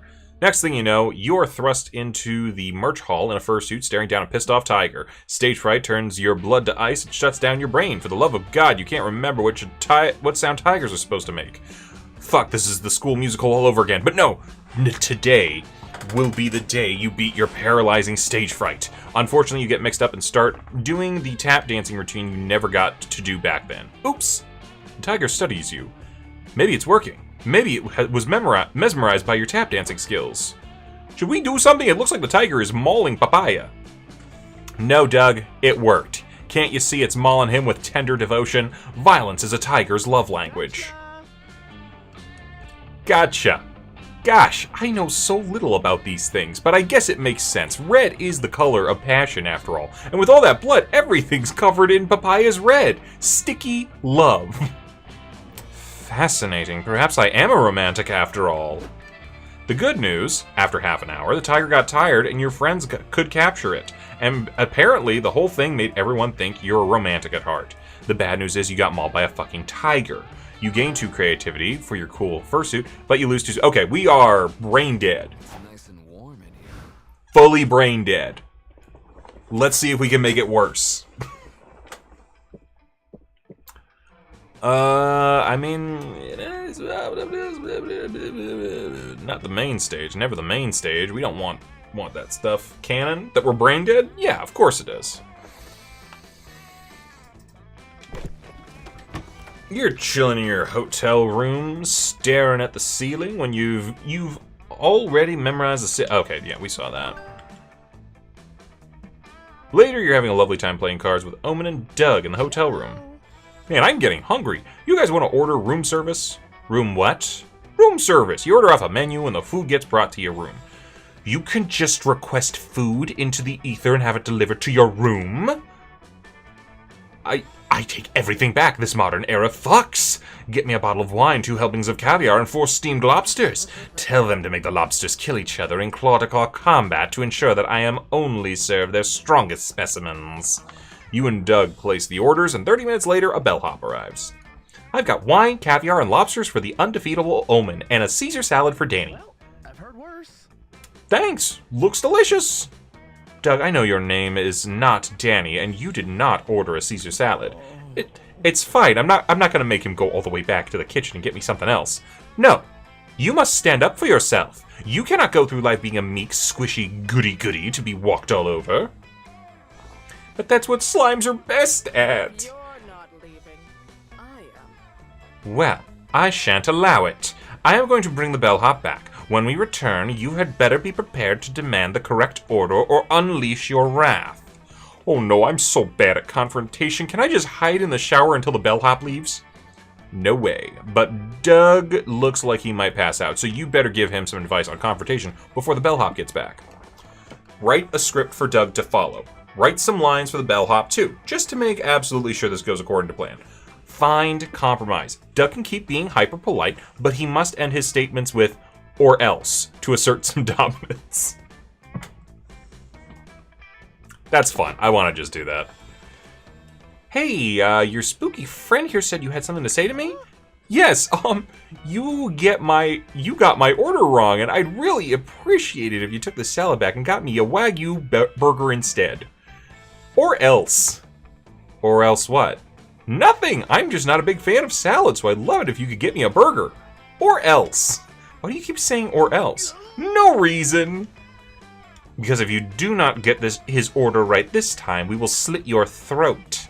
No, he won't! Seriously, it's okay. Mistakes happen. We're all human. We're actually not, though. Ah, yes. Good point. But even still, you wouldn't mind getting me my burger, right? Or else? Behind Doug, Omen holds up a crudely drawn picture of themselves stabbing the bellhop to death. I'm still not sure if I'm supposed to feel threatened, but okay, I'll get you your order and some pepper spray just in case. Did you see that? I did it! I really did it! I'm proud of you, my friend. Now let us return to our game. Or else. Or else what? Guess we just have to find out. Get some boldness, lose some creativity, that's fine. Everything's fine. We're doing just fine. That's smart. This is fun. Alright. RPG stuff, moving around, got a little fun in there. You then look over and see Liam, Omen, Doug, and Nico chatting in front of a scoreboard. Sports? In your con? You better check out this anomaly.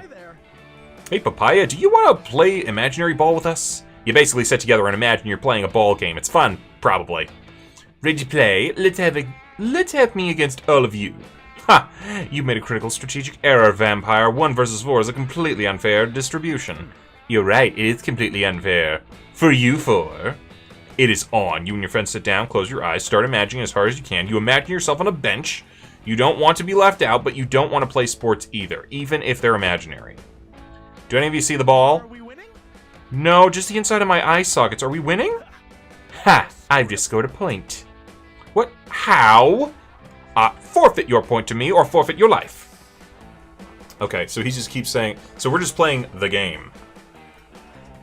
Imaginary points. I wish we were half the athlete you are. Liam somehow stomps everyone's ass at imaginary ball. A crowd has formed to cheer him on. He's up 20-0, which is to say he keeps repeating, ha, I score again with his eyes closed. Ow, sorry gang, I gotta hit the bench. I think I twisted my imaginary ankle. Papaya, get in there and win some points or I will twist both of your imaginary ankles. Shit, you don't have imaginary medical insurance. You better beat Liam at his game. But how? Anime Mastermind plot twist revealed that you imagined that 1 week before, your team paid millions of imaginary dollars to hire Liam, so all his points have been for your team. Throw Liam off by asking him why he isn't wearing imaginary pants in the imaginary match. That's funny. Holy moly! Liam, put some pants on! There are children in here, and they have very active imaginations. I'm obviously wearing imaginary pants. You can see them, right? They're in your minds.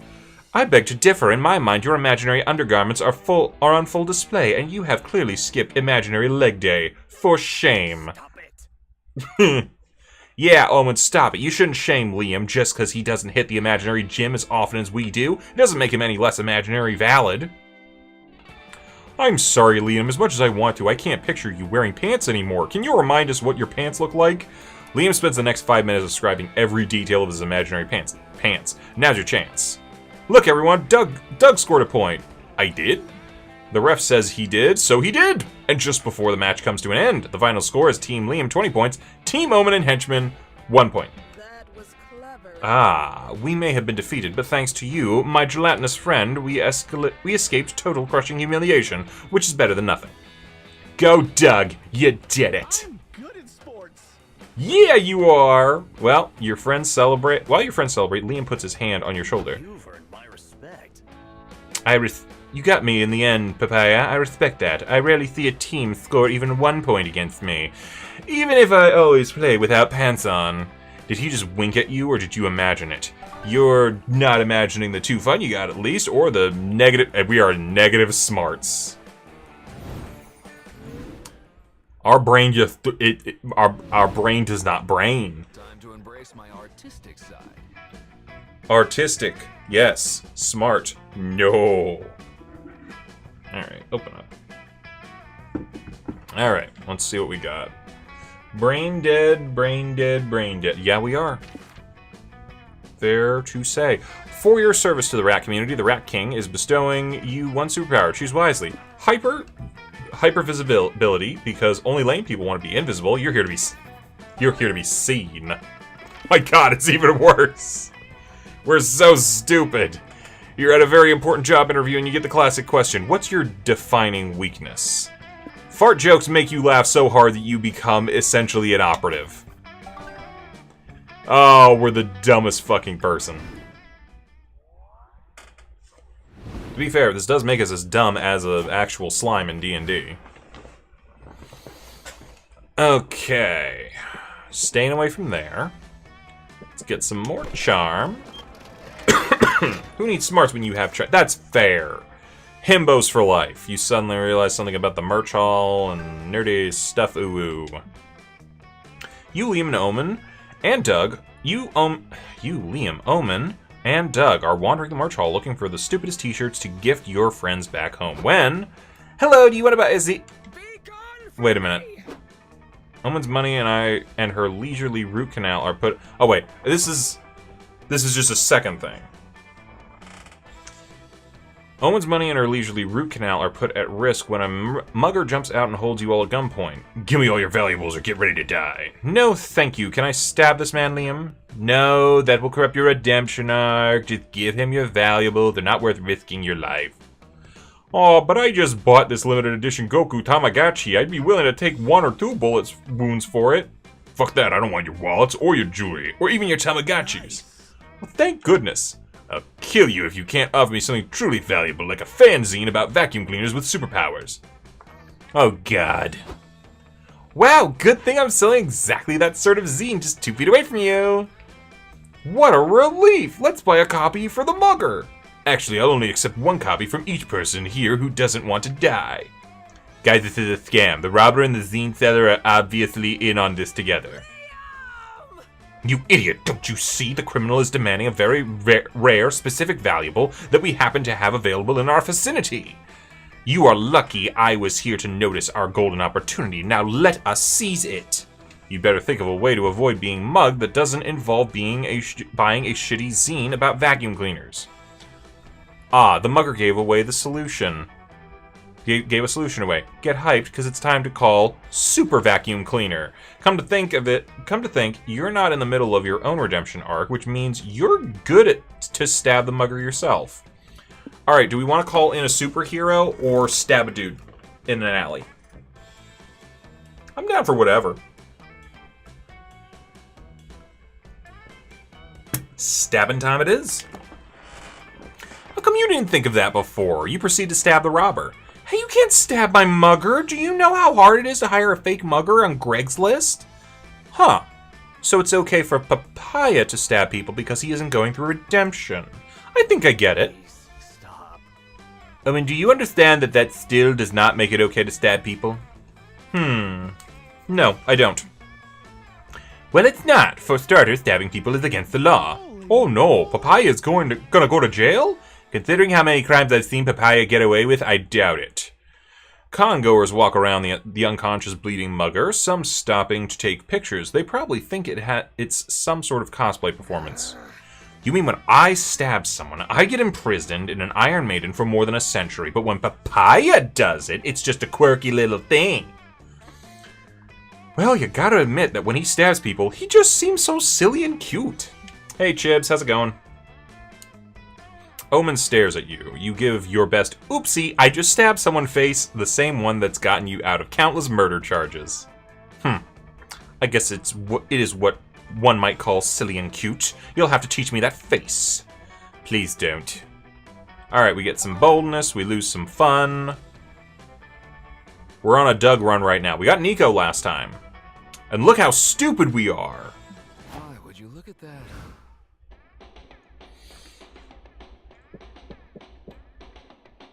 Yeah, we're gonna get Doug. We're also possibly we're not sure what he is. He might be like an ice cream sundae or maybe like a hot chocolate thing. Or possibly a ghost. Is there a ghost possibility here? He's got a bit of that like, poly, like no nose, kind of floaty-ish hair sort of thing going on.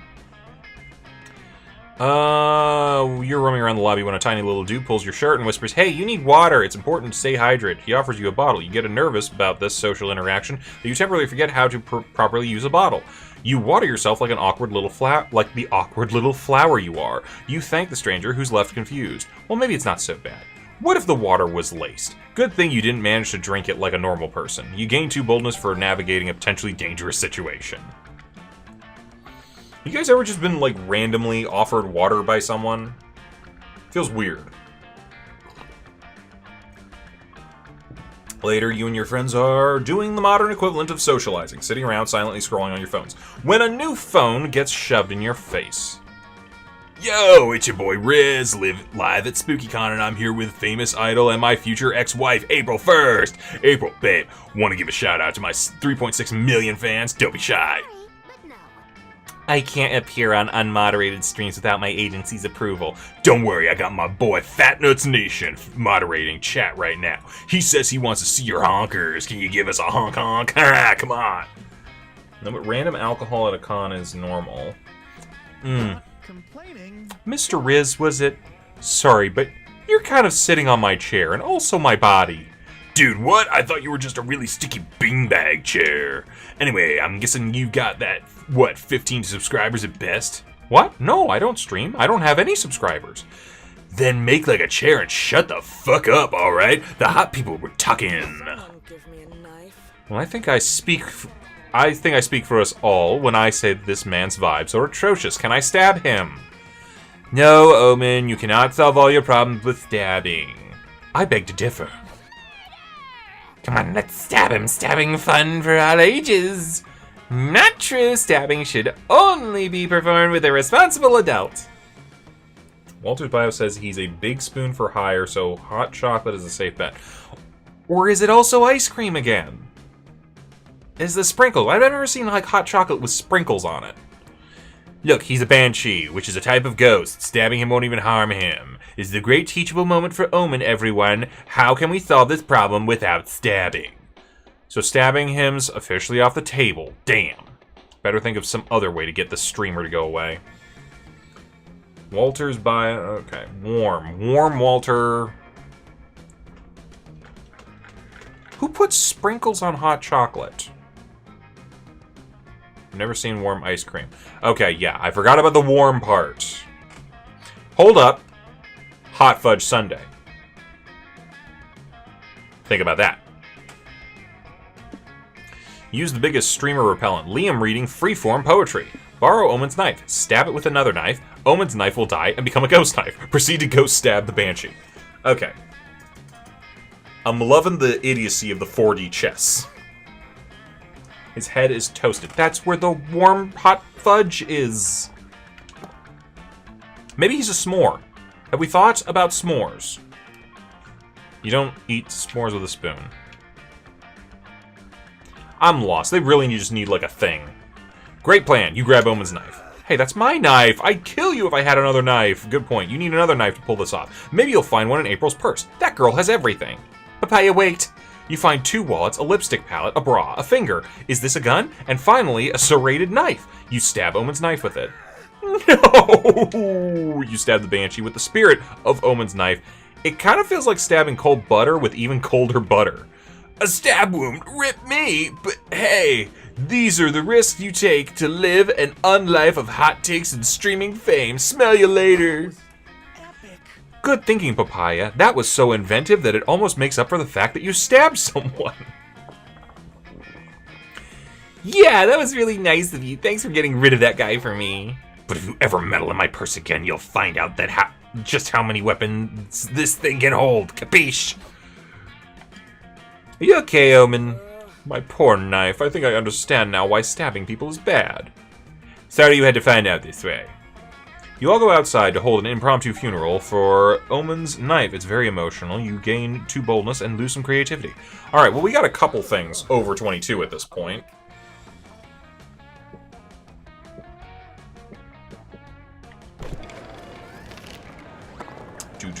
Smash Bros. Tournament. We're gonna smash.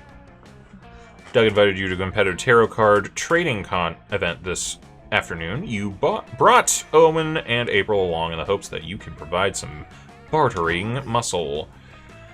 Wow, this is a bit overwhelming. I didn't even know who to trade with first. I sure hope no one scams me. Good day, my friend. I see you have a tarot reverse card. I'll trade you a pride card for it. I don't know. Reverse cards are pretty rare and prides are kind of weak. Pride was weak before last September's expansion. Now they've counted all of its debuffs and Pride's all the rage. Oh yeah! Last September's expansion. I'm definitely up to date on that. Okay, I'll trade you my reverse for perfect. Bye!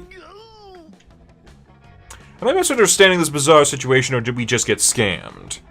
Yes. We are not pathetic mortals. I thought so. Worry not, Doug. Auntie Omen will fix it. Where do I put my stabbing knife? No, don't stab him. Screw the over 22 stats. How do we lose more brain cells? Yeah, I know. We're just gonna have to get lucky. An insulin overdose is much harder to convict. Jab him with this syringe. April, my dear, I love the way you pretend not to think. I don't think murdering him would be a very good sportsmanship. Maybe you could teach me to be more confident barterer instead. You three never seem to back down from a challenge. That's certainly true, and you're not going to start today. What could Doug do to improve his bartering game? Clear communication is key. Just ask, are you scamming me? Just out of curiosity. Enroll in university to get a bachelor's degree in international trade. It has the word trade in it, so it should work.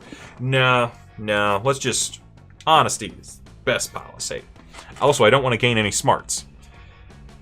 That makes sense. Honesty is the best policy. It's also a viable misdirection tactic. They will be so caught off guard by your candor that they will blurt the truth. There's the same guy from before. Let's test this out. I'll offer another trade. Hey pal, you wouldn't happen to have a Wheel of Fate, would you? I'll trade you the rules card for it. I might, but first I have a question. Are you scamming me, sir? Just out of curiosity. You watch the scammer begin to sweat. You can see the internal conflict waging within him, but he wilts under Doug's innocent gaze. Ah, shit, yeah, I am scamming you, sorry. Well, I'll be honked. It actually worked. Great, so what do we do now? Shit, we didn't plan that far ahead. Time to improvise. Apparently, Omen's version of improvisation is stabbing the guy in the stomach. There's a lot of people stabbed on this route. I panicked. It's okay, he was trying to scam me. Stabbing him was basically self-defense. Oh, look at all that blood. Fuck, I'm craving steak. You got totally random idea. You guys want to celebrate our victory by getting some food? Doug grabs the scammer's cards and you all leave. April keeps turning and eyeing up the corpse, but you're too busy gaining 2 charm and losing 2 smarts to think much of it. Why would you look at that? Okay. If we can get over 30 in one stat, I think that's got to be worth like an achievement or something. You head to the front desk, something about the they give you towels. Let's get lots of towels. So many towels. Alright, you're chilling in the courtyard with Zoe and Omen when you spot Doug in a crowd. Is he mingling? That's not like him. You get closer to investigate. Oh, hey guys, let me introduce you to my new friends. They're hardcore fans of Stuck in the Underhouse. Like me. Just go with it, please. Yeah, Doug's the shit. He looks just like Frack the wisecracking skeleton. Come on, Doug, say his catchphrase. Can't crack with Frack. Yeah, Frack, I totally know what you mean. I do not. You haven't played Stuck in the Underhouse? Well, you know what? Aw, nah, bird, haha, right, Doug? Yeah, I'm lost too. Someone give me a knife. These people are supremely annoying. Can I stab them repeatedly? It's the theme of the game. That'd be taking it a bit too far. Some fandoms can be toxic, but let's not rush to judgment. What's your favorite gameplay anecdote? Mine was when we sent a death threat to that streamer for playing it in easy mode. She shat her pants. That was a total frack fest, but I liked it even better when we doxed that fake fan who had drawn a picture of Frack eating ass. Can you believe it, Doug? Totally! He should have remembered not to frack the crack. Dude, you're saying it wrong. You're lucky we met IRL, or I'd be doxing you right now. I stand corrected. We need to save Doug before he gets bullied, or worse, he becomes an asshole too. Alright. Trust carcinization. A proven form of convergent evolution in which non-crab organisms evolve a crab-like body plan. Hey, Cozy, it's the thing! If you wait long enough, these fuckers will become crabs and leave Doug alone. Save Doug from this toxic fandom by introducing him to a much cooler, safer one. Fans of cocaine, also known as cokeheads. Alright, we're going... As much as I like the idea of introducing him to cocaine, we'll do this for the plot that comes later, I guess. You look up an article on carcinization and show it to Zoe. Okay, this is the coolest shit I've ever read, but I wouldn't get too excited. Like, don't quote me on this, but I'm pretty sure it usually takes a really long time for evolution to have discernible effects. Stab route, crab route. That's right. Silence, Zoe. Papaya is writing a bright future where we all have exoskeletons and built-in weapons, and you are spoiling it. I beseech you, tell us more about it. There'll be one more random event with you need. Okay. I'll keep an eye out. Before you realize it, you're all eating ramen deep into a conversation on carcinization. But according to this, carcinization happens due to environmental factors. I don't think the con is a suitable environment. But I wanted these fuckers turned into crabs now! Give me crabs or give me permission to stab them. Crap, we forgot about Doug, and it's been 2 hours. He could be a full-blown toxic fan by now. You get back to the lobby and find Doug all alone. Doug, where are your friends? Doug points to the ground. He's surrounded by crabs. The time has come. Fight amongst yourselves, you magnificent creatures. Everyone turned into crabs but me. Is this a new form of rejection I wasn't aware of? Don't worry, Doug. When our time comes, we'll all become crabs and live happily ever after.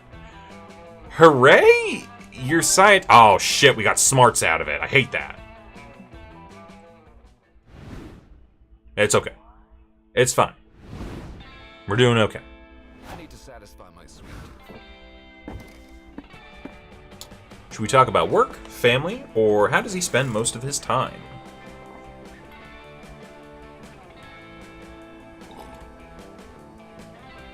What do you guys think?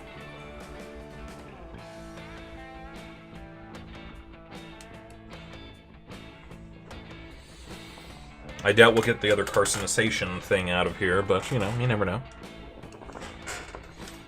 I could go random if we need.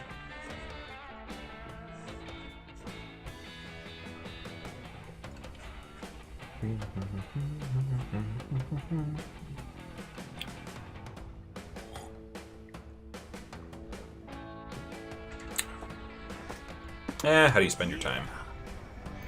I've sunk hundreds of hours into this MMORPG I'm obsessed with. I've been playing for the last several years.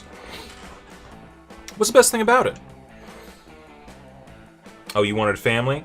You were too slow. The progression system is actually quite fair. They keep pumping out all sorts of thematic updates, and the cosmetics are worth burning my whole salary. But the best part gotta be the people. I made some fantastic friends there. We have this guild, the Funky Bunch. The Funky Bunch? I dig the name. Thanks, it was a team effort. Some runners-up were Fabled Friends, the Cool Dudes, the Waffle Squad. Huh, the Waffle Squad. Yeah! Oh man, it's actually hilarious, but you would have had to be there. It was this one time during a raid when Stringpolar 420 suggested trying a Bear in the Bucket, which is a classic Stringpolar 420 move. Oh yeah, Bear in the Bucket is this play that, how much do you know about MMORPGs? Dang, I'm messing up the story. Let me start again from the beginning. Doug. I'm sure it's a hilarious story. I'm bad at anecdotes. But good at guild naming. I like the Funky Bunch more than the Waffle Squad, even if that one comes with a super funny story. Heck yeah! It's a good name, right? A good name for a good guild. If you're part of it, it's probably a guild I would love to be a part of. This makes Doug so excited that he proceeds to tell you all about the members of the Funky Bunch. They all sound delightful. Doug really seems hyped about introducing you to other sides of his life, and you're hyped about that too. Alright. There's two things I want right now. I want Super Charm, and I want Mega Negative Smarts. You got the job, but 5 years have passed and working here makes you miserable. There's only one reason why you won't just quit and set the whole building on fire. Somehow got incriminating copies of the angsty poems from your emo phase, Jennifer from accounting, Taco Tuesdays, you lost a bet. Is Jennifer from accounting worth charm, do you think? The last event carcinization can come up will occur in the merch hall. Alright, we're going to the merch hall quite a bit. Oh, look at that charm! My god, you have 4 stallions. They are your pride and joy, and yet you're a bit embarrassed by how you came to have these 4 stallions. You got them as a prize in a cereal box. You convinced the agents of the Witness Protection Program to make them part of your new identity. You blackmailed God, or your rich parents bought them to incentivize you to give up your dream of attending art school. This feels like another charm. My god, 35 charm. That's a lot of charm. And 0 brain power. Speaking of, who are we going after? Right, Doug. Wow. I forgot for half a second. Alright, let's see how our comic went. Finally, the art gang gathers. They say the same thing every time. Okay, nothing for nothing. That actually looks kind of cool. He's holding Coco. Our head is toasted. Monster kind has always lived peacefully and without fear, for they've been protected by the mightiest hero ever, Gary Gunhands. Color Squad assemble. Starts with a bang, for its first chapter ends with the death of Gary Gunhands at the hands of the narrator, a reality-bending entity. I'm now thinking, like, isn't this basically Creature Commandos? Kind of? If anyone knows what that is. It's fun. This kicks off a reign of terror and chaos that threatens civilization as we know it. The world would be doomed if it wasn't for one visionary man with a plan. The plan? Assembling 4 disparate second-rate superheroes into a team capable of saving the world once more. Our heroes have complex history together and have never been able to see eye to eye, but there might be one thing that manages to bring them together. Silencing the only witness to a horrible crime they committed last summer. I'm sorry, they're the heroes? What's up? No one trusts this team of misfits and has-beens, for they have a huge superhero hole to fill, but they might be Earth's last hope. I mean, it does feel pretty X-Men, but the fact that they're all, like, monsters and, like, all that, it feels like Creature Commandos. Somewhere in Spookham City. You better tell us what we're doing here, Colonel Giant Spider. So the Cyclops guy is Colonel Giant... You know what? I need to figure out what all their powers are at some point. Yeah, this looks like the worst sleepover ever. Did someone bring a movie at least? Oh, Colonel Giant... Okay. Mayor Giant Spider. I know you all have history, but I need you to set aside your differences and consider a temporary truce. Gary Gunhands is dead, and you 4 might be our next best option. These clowns, ha!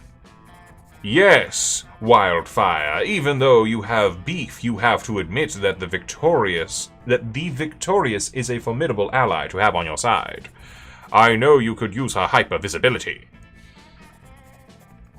And the Punching Dead? The Punching Dead is kind of a fun one. Was Creature Commandos that animated one about the Bride of Frankenstein? That's the animated series, but there is a whole comic series around it as well. But yes, it's pretty good. The Punching Dead. Some might say Gary Gunhand's power had nothing on his, if not for the Punching Dead's own one weakness. Fart jokes make him laugh so hard, he becomes essentially inoperative.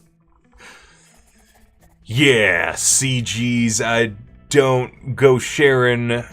Yeah, CGs, I don't go sharing my weakness till the 3rd date, and why should I trust Wildfire anyway? Wasn't she trying to conquer the world not so long ago? Sure, Wildfire might have been playing for the other team, but we have a good reason to believe she will stick to our side. She's into Jennifer from accounting. That might be good enough reason for you, Colonel, but not me. Pfft, as if I have even wanted to team up with a bozo who got his powers as part of the new identity he got from the Witness Protection Program. These 4 heroes don't even seem capable of agreeing on a movie for a sleepover, much less on a plan to save the world. Will they manage to bury the hatchet, or will heads start rolling soon? Okay, so we got the Victorious, we got the Punching Dead, we got Wildfire. Oz didn't get a name. It felt like a weird ripoff of Suicide Squad. Okay, I'm gonna be real with you here. It was good. I'm still sad about Nina too. It sets up as the replacement for the Suicide Squad because they couldn't use humans anymore. They gotta pull from multiple sources. Oz didn't get a name. That makes me a little sad. Alright. Sexy slime time. You want to be my date to the party? Yes! That sounds cool. Can you see my heartbeat? The after party was lit. Doug had more to drink than he's used to, and he wound up tearing up the dance floor.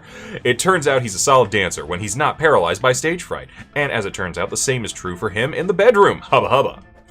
Alright.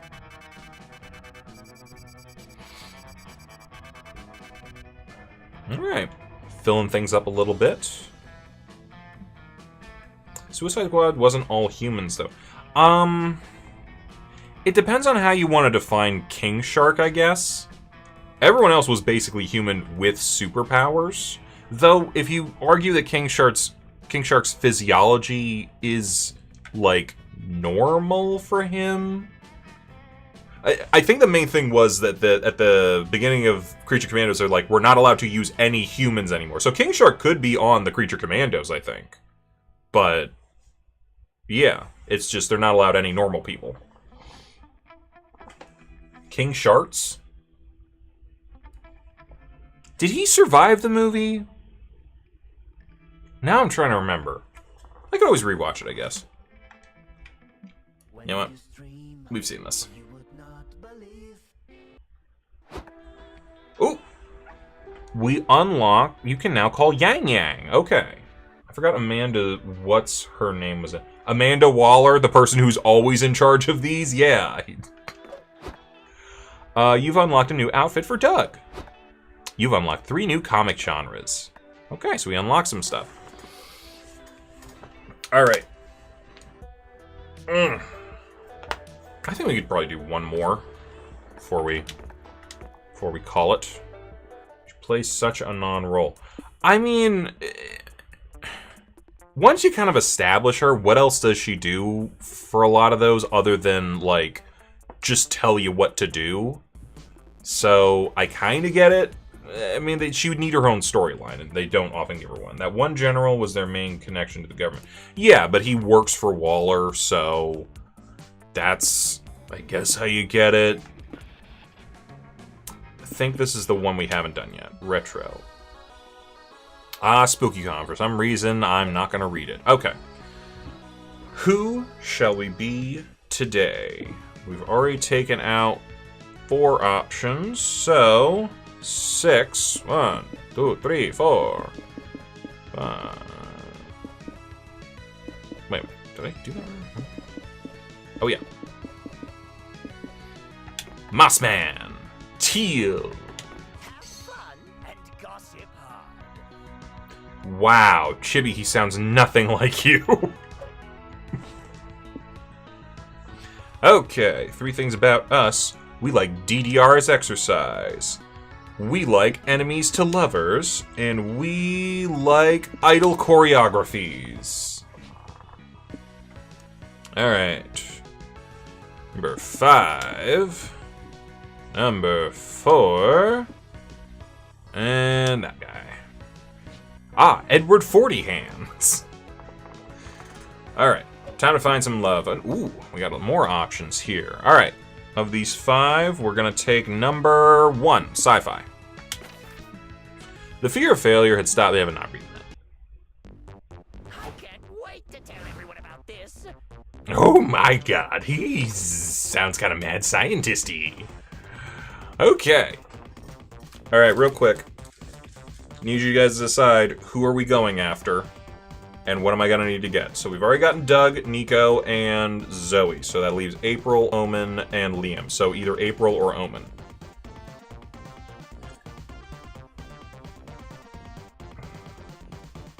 That or I can flip for it.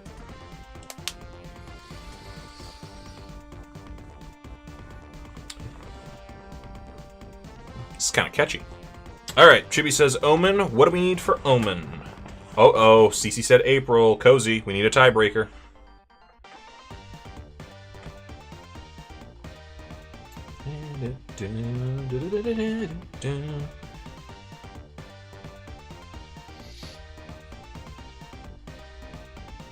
It's catchy. I like it.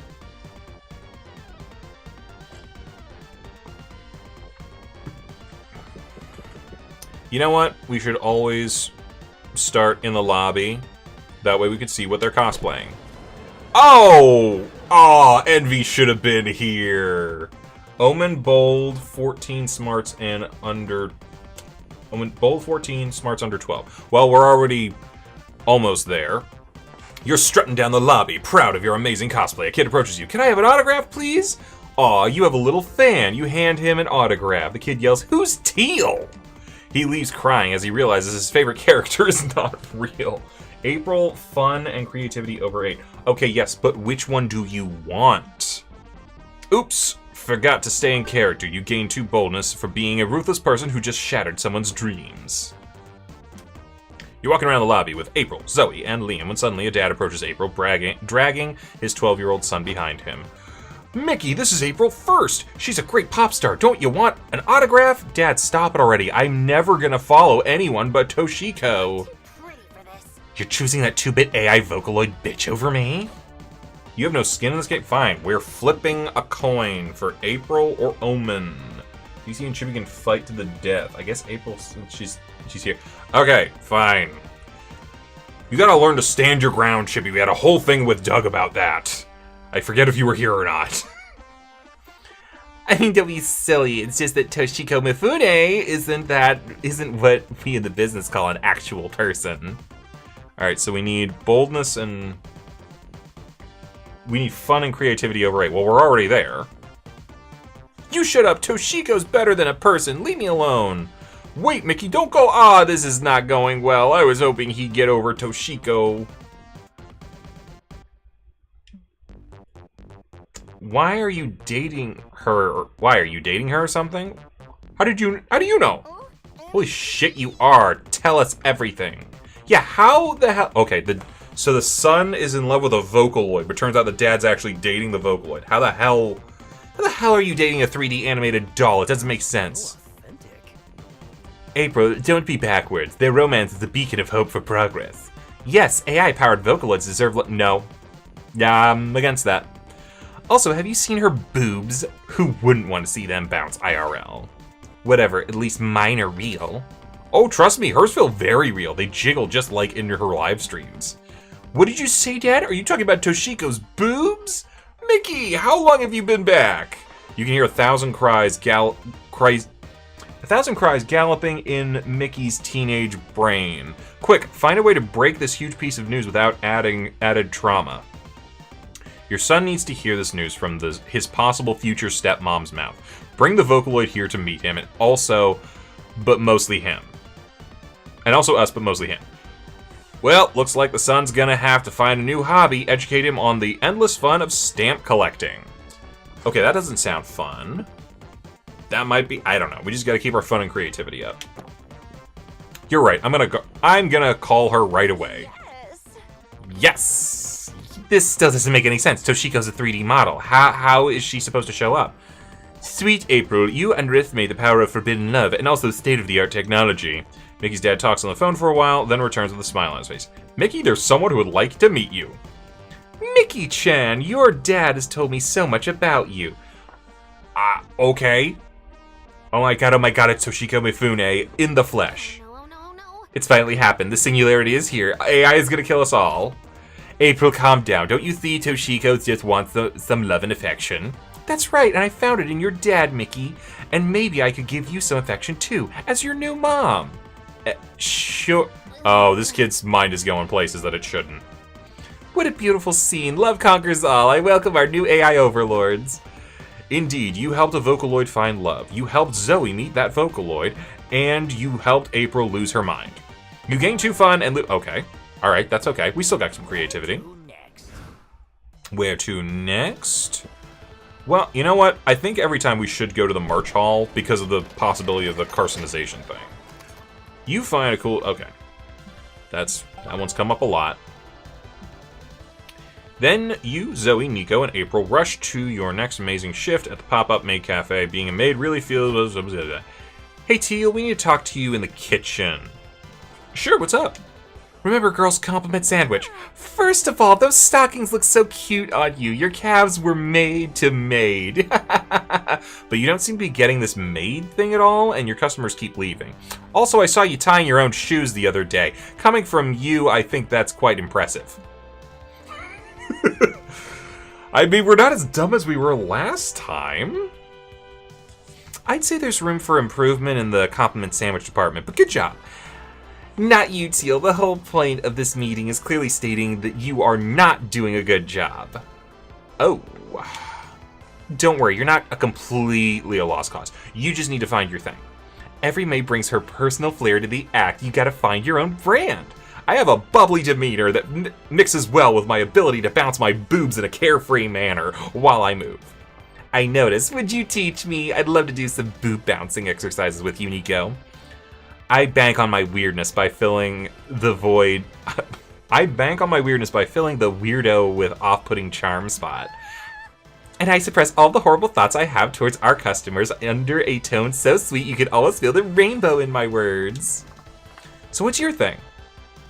Teeth? Wait, do moths have... Moths don't have teeth. What? Look, your table 5 just ordered an omu rice with ketchup art. Ketchup art is the reflection of maid souls. So, why don't you use it as an opportunity to tell us what your whole deal as a maid is? Yeah, or else we'll have to fire you, but no hard feelings.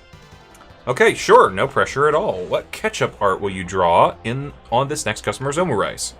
A happy, loving face feels implausible. Draw a hyper-realistic face of pure dread as the omu rice is about to be devoured. Make it personal. Write the client's full address. They'll feel so seen. Okay, what would be the most horrifying thing to find on your omu rice? I've been coming to this maid cafe a lot this stream. I'm kind of leaning towards the super realistic face, if I'm being honest. It feels creative.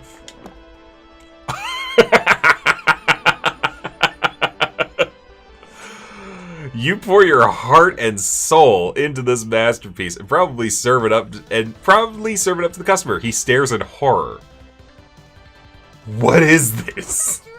Only some of the best ketchup art I've ever seen. Didn't Teal do an amazing job capturing the other horror of being devoured? Yeah, I love the detail around the eyes. If you look into them, you can really tell this omu rice has a wife and kids, and how sad he is that he'll never see them again. I don't want to eat this.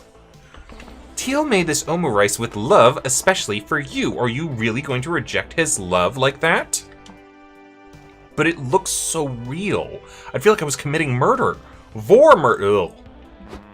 This guy's right. You can tell most of our omu rice is okay with being eaten because of their happy smiles, but this one has too much to live for. Nico, you're not helping. You'll eat this the delicious, love-filled omu rice if you know it's good for you. I don't know what to do. I think the omu rice just shed a tear. Teal's skills are next level. I'm going to count to 3. 1, 2, don't make me say 3. The customer starts to eat the omu rice, tears rolling down his face as he begs for forgiveness in between bites. Don't worry, Teal. I've learned that mortals cry for all sorts of reasons, so it's safe to assume those were happy tears. Sure, keep telling yourself that. I'm proud of you, Teal. You found your thing. You're the maid that inflicts emotional suffering on your masters.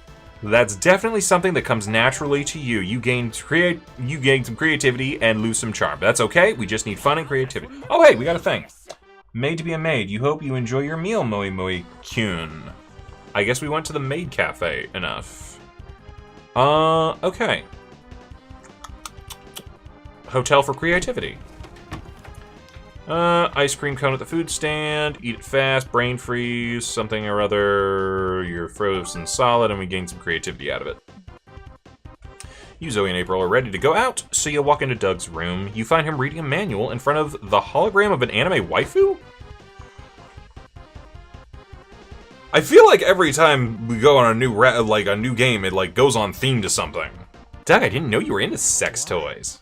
What? This is not a sex toy, it's a holo doll, a state-of-the-art holographic virtual assistant. Hi, I'm Yukiko, your assistant, confidant and best friend. And maybe, if you'd like, I could do something else. See how nice she is? I've had to pay for it on credit, which I'll also have to pay through several microcredits, but the investment is worth it. Check this out. Yukiko, tell me if I have any appointments on Friday. Of course you do, dummy. You're going to the movies with us. I'm sorry, Doug. I haven't been able to find any appointments for Friday. Huh, that's weird. I remember scheduling it. Must be the cheap USB charger I bought. I'm going down to the store to get another one. Don't touch Yukiko, please. Doug leaves, and April and Zoe immediately grab the holo doll. Let me try. Yukiko, set up a date for Doug with April and Zoe for Friday. Sorry, I didn't quite get that. Try again. Boy, she's slow on the uptake. Yukiko, date, Doug, April, Zoe, Friday. Sorry, I didn't quite get that, bitch. What did she just say? Don't play dumb. I've seen the way you look at my Dougie. He's spending too much time with you. Oh crap, this hologram's AI is designed to act like a yandere psycho bitch. What? Why would someone design an appliance to act like that? I am not an appliance. I'm Doug's future lover, and I won't let some skanks ruin his life. Yep, she said it. Hollow horror is an interesting turn of phrase, though. Let's see who resets who first. Suddenly, all doors and windows slam shut. The temperature in the room starts to rise. Crap, this crazy yandere hologram is gonna kill us. Teal, do something. Alright, never back down, never surrender. You have to out-yandere this yandere. Check the settings. You can probably set the holo doll to something like Dandere or overly supportive soccer mom. Okay, I like the Galaxy Quest reference because I like that movie. And let's out-yandere these yanderes. You want Zoe and me to be crazier than this doll? Zoe and April exchange a meaningful glance. Alright, who should we get yandere about? Doug? No. I have a better idea. Just follow my lead. Yukiko! What do you want now? Are you done chasing Doug around? Doug? Who's Doug? I only have eyes for you. You're the prettiest virtual assistant I've ever seen, and nothing will tear us apart. What? Yukiko, you're in love with April, but we're meant to be together. If you don't love me, I'll tear my tentacles off. Easy, ladies. You don't love me. You're just being toxic. All this talk about tearing off limbs is so yandere. Holy mother of robots, is that what I sound like? But I'm programmed to be yandere and love Doug. How can I do both? I have to love, but I must be yandere. Yukiko starts to overheat. Just then, Doug opens the door. Okay, I'm back. Doug, the holodoll explodes all over the room, turning into a scattering of junk. What the heck? Zoe and April pull their best oopsie face at Doug. Yukiko, my sweet Yukiko. Don't be sad, Doug. If it makes you feel better, we'll be your real personal assistants for the rest of the day.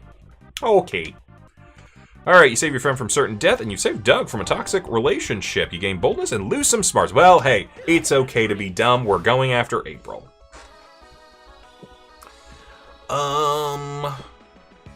Community zone, I guess. Ooh, look at the contemplation. He's getting ready. You attend an indie tabletop game showcase and get pulled into a Euro game based around the classic party game Never Have I Ever. It's like the original game, but there are different point values assigned to the severity of your admission. There are also sudden death rules, a phone-a-friend mechanic, and a robber, somehow. 2 hours later, you've decided that you never will you ever play this game again. At least you gained 2 fun. You and Zoe roll up to watch a DDR contest happening in the community zone. April and Liam are next in line to compete. Good luck out there. I'm gonna take so many notes for the dance battle chapter of Liam Prom. Thanks, Zoe, but I don't need luck. I've been dancing for over 400 years. No man, monster, or machine should be able to deny my talent. Don't act like you're the one carrying this team. I can shake my ass to rhythms your generation couldn't even imagine. I mean, we've got this, teammate. Don't embarrass me out there. Liam and April take their turn. They're doing well. As they rack up combos, the machine cries out, "Good, good, great, perfect, marvelous, amazing, fuck yeah, right there. That's the stuff. Don't stop." Then suddenly, miss, oof, ooh, I liked what you were doing before. Miss, seriously, I was almost there. What, was the DDR machine getting aroused by their dancing? Yikes. That'd be a pretty hot fanfic premise if Liam and April didn't clearly suck at it so much. Liam, can you focus, please? You're making me look like a bad dancer and a bad lover right now, and I don't think that's very nice. It's not me. I've been hitting all my spin combos. Liam de Lioncourt knows a thing or two about the amatory arts. Nice try, silly. No one who calls it the amatory arts can possibly be good at it. The song ends and Liam and April get an embarrassingly low rating. You didn't know DDR machines even knew that letter of the alphabet. Oh, Chib's MonsterCon group cosplay discuss. Yeah, we're talking. We're gonna do it. We gotta do it. No. This is not a true representation of my skill. I demand another round. Aw, it's cute that you think you have the stamina for another round. Listen, we both got a point to prove, but I'm not going out there and publicly humiliating myself a second time, okay? We need a strategy to get a higher score. Well, you're an expert on playing video games until somebody comes. You might as well offer your advice. You can't jump directly into playing DDR. First, you need some tender DDR foreplay. Your moves are too dry. Cover the DDR panel in strawberry-flavored lube. Well, I'll let you guys make the call on that one.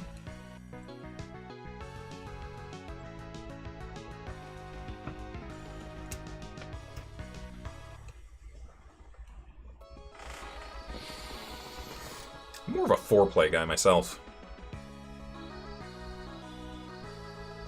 Unless you guys are feeling very looby today.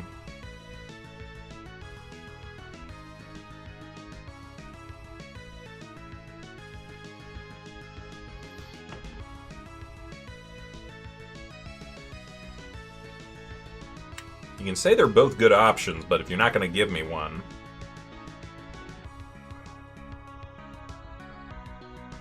I'm just going to go with the first one. Oh, I don't know, Teal. Why, April? I didn't know that you had no game. I have more game than a 200-hour-long RPG, you bastard. Yeah, Cozy, I think your chat might not be going through. Then prove it. Go, you beautiful nerds. Bring that DDR machine to an S-tier orgasm together. April sensually presses the start button while whispering to the DDR panel. You can't quite make out her word. You can't make her words out, but it's already having quite the ASMR effect on you. Liam is licking the panel.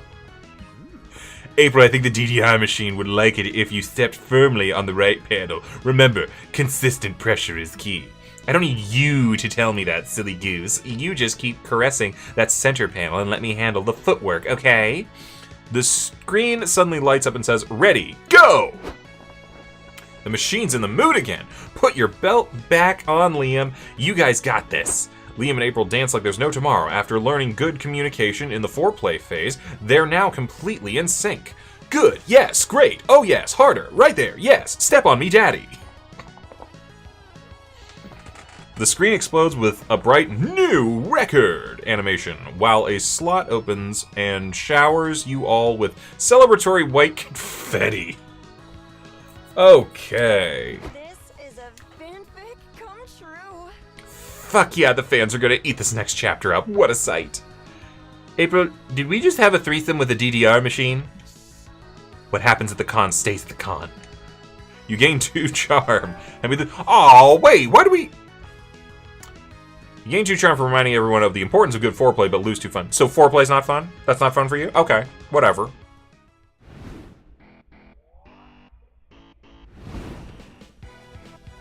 Food and gossip, my favorite combination.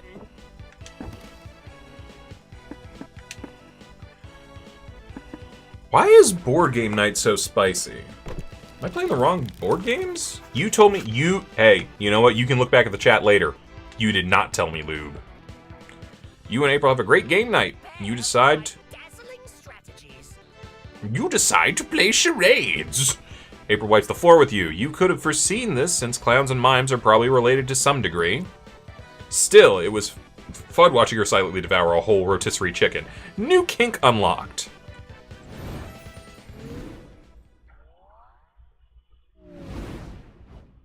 It's gotta have a twist. Does have to have a twist. Alright, you just ran out of characters looking at what's a job from the distant future you wish you could have? Captcha designer, keeper of the planet Jupiter's darkest secrets, Shrek movie tester, world's leading expert on the number 6. I feel like, so we need creativity and fun. Shrek movie tester could be fun, maybe? Yeah? Probably. I'm gonna go with it. Yeah, it's fun. I lost some creativity on that one, but that's okay. We're still above where we need to be. You won $10 million, but you have to spend it in the next 5 minutes. Quick, spend. Buy the rights to the letter W. Spend it all on Tetris microtransactions and cosmetics. Time to fulfill your dream of becoming a saxophone player. How convenient. Send it to the financially destitute prince who emailed you 2 months ago. This is creative, probably. Yeah. All right. We're doing all right. We're doing okay.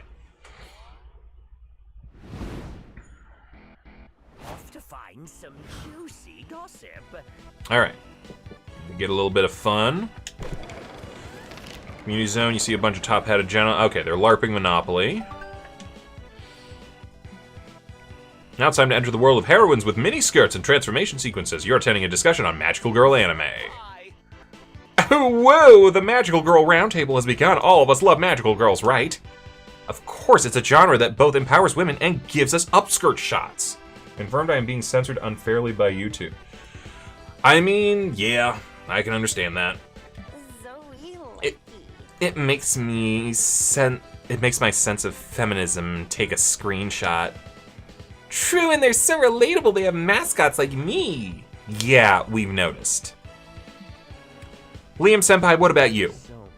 Honestly, I think the whole magical girl trope is a little played out. You take that back.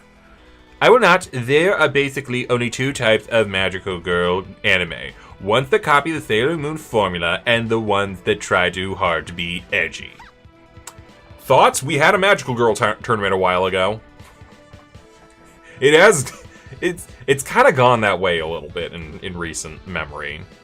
Then surely you're willing to put your money where your mouth is and come up with something better. Of course. They should make a magical girl anime where, I mean, Teal, you and I were just talking about this the other day. I tell everyone about my amazing subversion of magical girl tropes. Please. Aw, how can you say no to such a pathetically cute request? Come up with a new twist on the magical girl genre. Okay. The next step for the magical girl is the logical one. The magical middle-aged woman with new unique tropes like magical soccer mom and magical MILF. There's one thing that has never been challenged. There's one thing that has never been challenged in magical girl anime. It's time for a magical girl who wears pants. Hold up. There has to have been a magical girl that wore pants at some point. Heck, even in Madoka Magica, didn't Kyoko wear pants?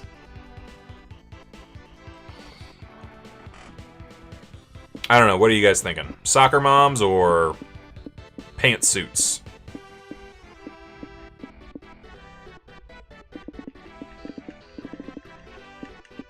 Yeah, Lieutenant. Lieutenant wore shorts, but that's pants. First one? Gotcha. Quite a disruptive choice.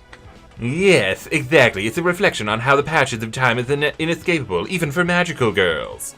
Do magical middle-aged women still fight evil? When they can. It's hard to find time to save the world when you got a full-time job, 2.5 kids, and a husband who won't even look at you during sex anymore. But beating up bad guys is the best part of being a magical girl.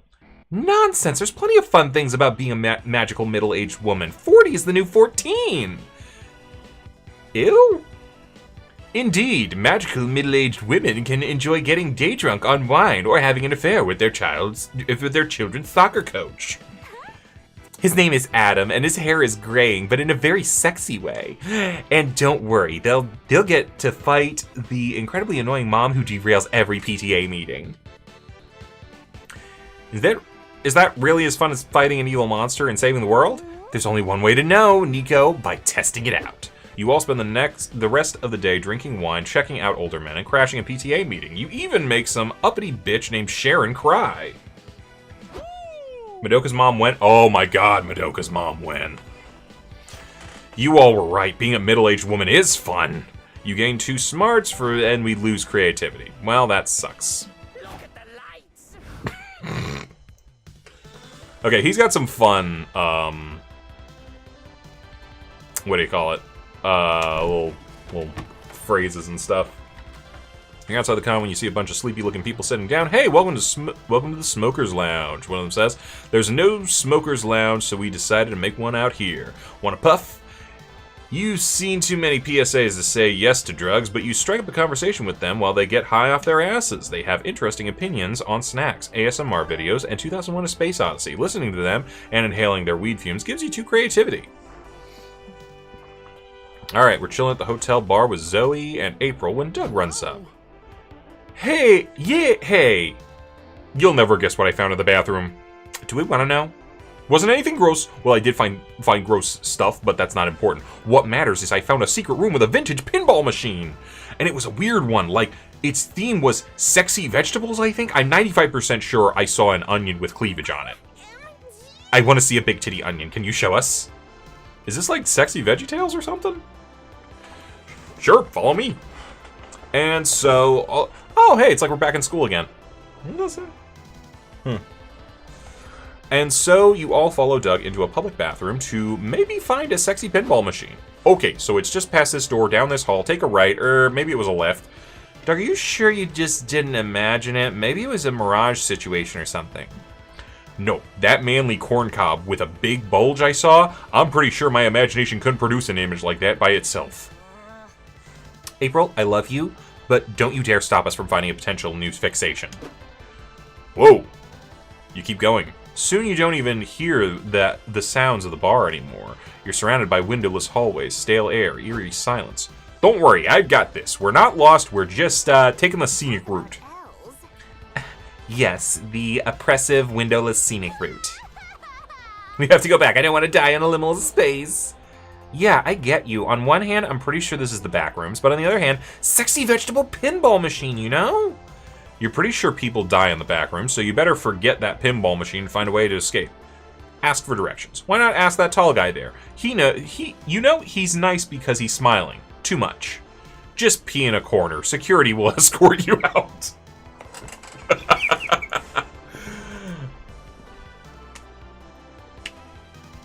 I think we should just pee in a corner. I think that's funny. It's stupid, but that's funny. I've heard worse. That could work, but I just went to the bathroom. Does anyone need to pee right now? Not yet, but I bet someone will if we drink these bottles of wine in my purse. Wait, why do you have wine? I was saving them for later tonight, but hey, either Teal's plan works or we're stuck in here forever, in which case I'd rather be drunk. Cheers, you all drink up the wine in April's purse. The back rooms turn as fuzzy and warm as your thoughts. Yeah, I definitely gotta pee now. Nobody look, okay? Doug. I bet you can't knock this wine bottle off my head with your shoe. Yeah, I bet I can't either, but I'm gonna try. Sorry if I give you a concussion. I can take it. Hit me, you big slimy snack. Hey, miss, what are you doing? I'm making shoe versus bottle history. Fuck you off, pigs. Not you, the girl peeing in the corner. Hey, don't watch me pee, you pervs. There's a lot of piss right now. Shame on you. You should always give a lady privacy while she's peeing in a corner. But you can't pee here. Also, could you all stop shouting so much? All this noise is ruining the creepy backrooms vibe for all the other people trapped here. I'll be as loud as I want. Soon may the Weller man come to bring us sugar and tea and rum. Guys, I think I need to puke. I'm too dizzy. Could someone come and finger my throat? That summarily gets you all kicked out of the back rooms. Great success. Alright, boldness went up, charm went down. We don't need a charm. It's fine. Yes, where to next? We don't like being smart. We'll go get some boldness. Random person, mistakes were made. You're checking con schedule with Doug, April, and Zoe when you notice a buff bug giving out free hugs. Oh my god, it's a person! Howdy, friends. Does anyone want a hug? I understand if not, but... I'd love a hug. Come here, pal. Oh, thank you. You're so nice. I just... Gosh, I'm so sorry. I'm getting snot all over you. Don't worry about it. I'm basically a big sentient snot. Cry all you need, big fella.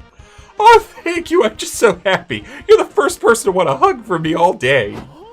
What? But free hugs are amazing. Why wouldn't anyone want one?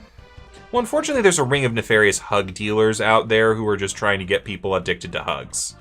The first one's free, but then they charge you more and more for each hug after. Once word got around, most people started avoiding free huggers.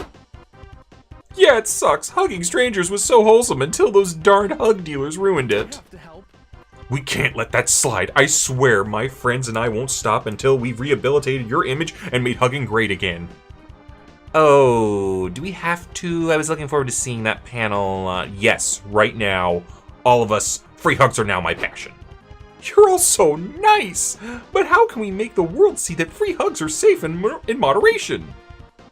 All right, give hugs a new image by rebranding them as the Body Lasso or the Gentle Suplex. Offer a pamphlet with every hug explaining the dangers of hug addiction and warning signs to watch out for. All right. Cozy, I think what might be happening is you might be putting like 1s and 2s, and it might be thinking that you're spamming numbers or something. Try A or B.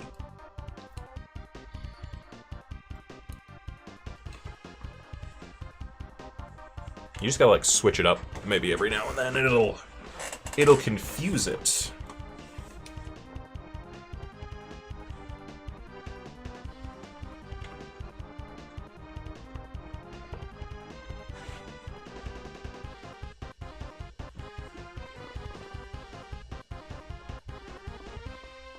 So far, it doesn't seem to be working. Go for a suplex. Body lasso sounds fun. You could even say yeehaw with each hug. I don't know, I like the sound of the suplex one, but like, does it have to be gentle? Good point. Maybe you could also offer a suplex that real hugs. You could offer a suplex that really hugs the living shit out of you. Huh. I never thought about expanding my hug menu before. I like it. But just to be clear, the upgraded suplex would have a sexual undertone. If that's okay with you, it's definitely okay with me. Good! Gaining hugging consent is very important to me. You ready? I was born ready. Annihilate me. Should we be watching this, Zoe? Zoe. Wasn't numbers. You can look away if you want, but personally, this is going right into my spank bank. The free hugger suplexes April into the tile floor. It looks painful, but also comforting. That was great. Again. But April, you're bleeding. Medical attention later, horny now. You all watch April get suplexed a few more times. It's pretty hot, even though you eventually have to drag her off to get treated for a concussion. By that time, the free hugger has gained a line of horny people ready to be suplexed, so you'd call this a success. You gain 2 creativity, and you lose some smarts. Okay, that works out great. I can't wait to tell everyone about this. Cozy, you trying to get to me on Discord instead? Oh my god, I haven't been looking at any of this.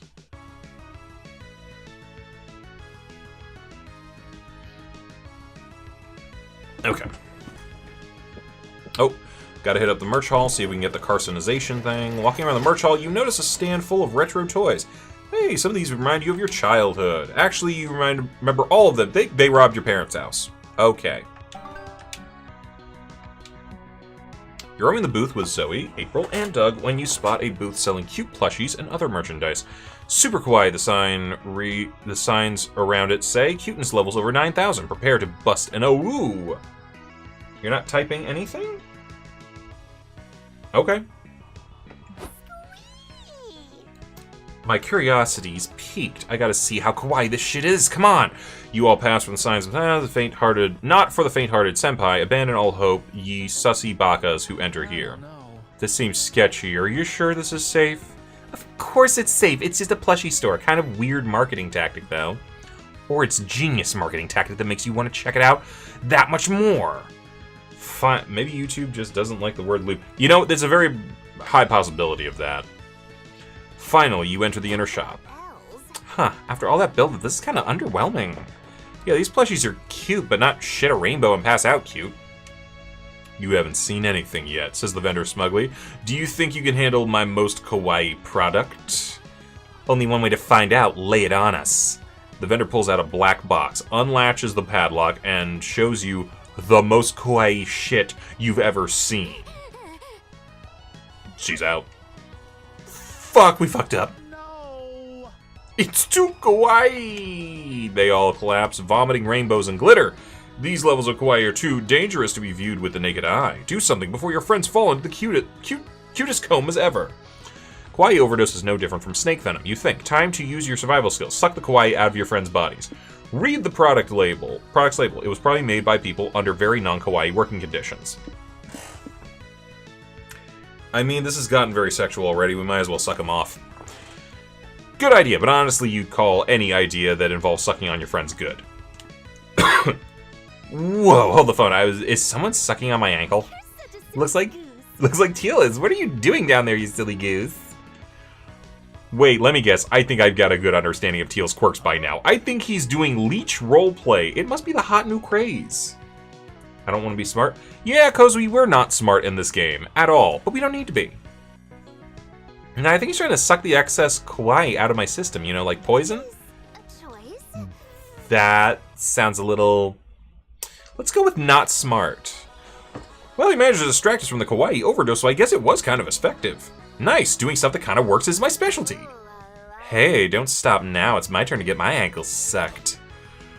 Wait, but if that's not actually removing the excess kawaii, why do you want him to? Because he was clearly having fun with it. It's not a fetish or anything. Honk honk. You get back to suckling on your friends like a newborn piglet. They praise you for your heroism and your sucking technique. Big wins. We gain some boldness, and we definitely lose some smarts.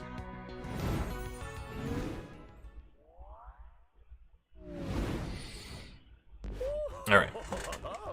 I'm a genius. Oh, is he a genius? Let's see what we're gonna do.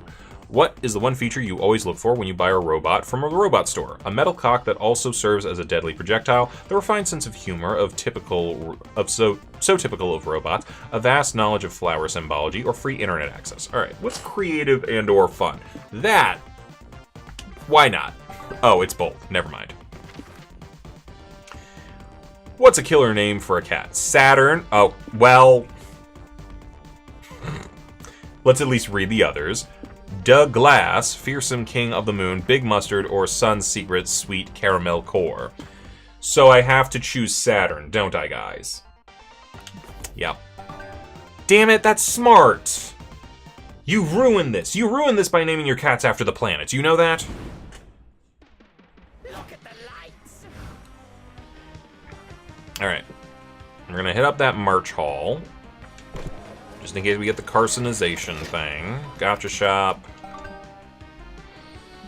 You, Liam, Zoe, and April are browsing Artist Alley, looking for any prints that grab your attention. You end up finding a...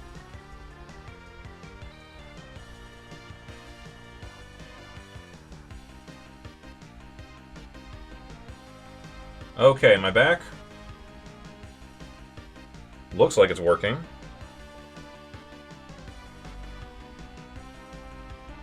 Okay.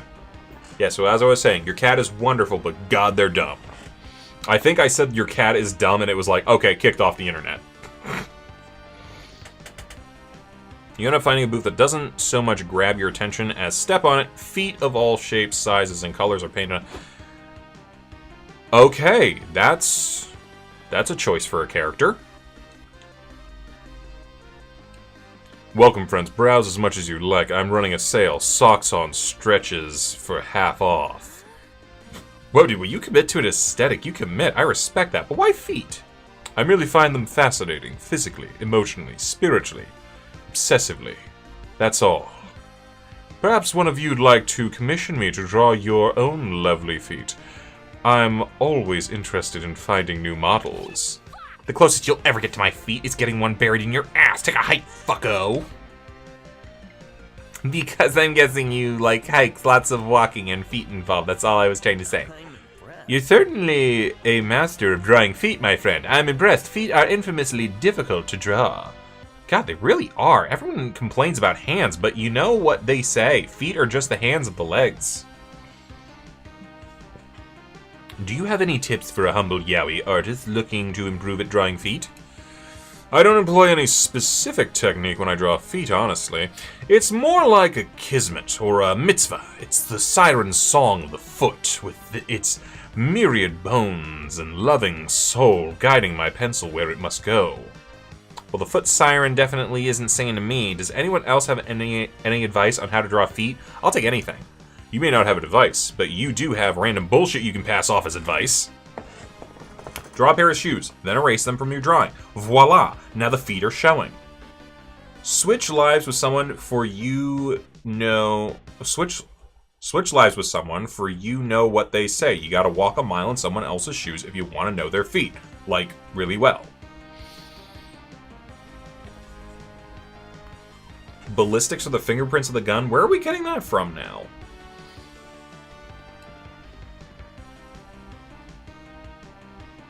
Does that mean the shoes and then take them off, or the walk a mile in someone else's shoes? I'm trying to interpret whatever that comment is about. Feet are the hands of the... Oh, feet are the hands of the legs. Sure. Yeah. So what does that help me with this? I'm trying to think what might be creative or fun. First one? Okay. That makes no sense. Don't be dumb, Teal. Now, Liam, we shouldn't call him dumb. We don't know what intellectual challenges he may have. Fuck it, I'm desperate enough to give this method a shot. Zoe doodles a character on her tablet, and she deletes the layer with the shoes, and... Wow, there really are feet under there. Thanks for the life hack, Teal. Oh. Nope. Shut up. Get the fuck out. That stupid fucking... No. I've tried getting rid of that shit for so fucking long, and it is...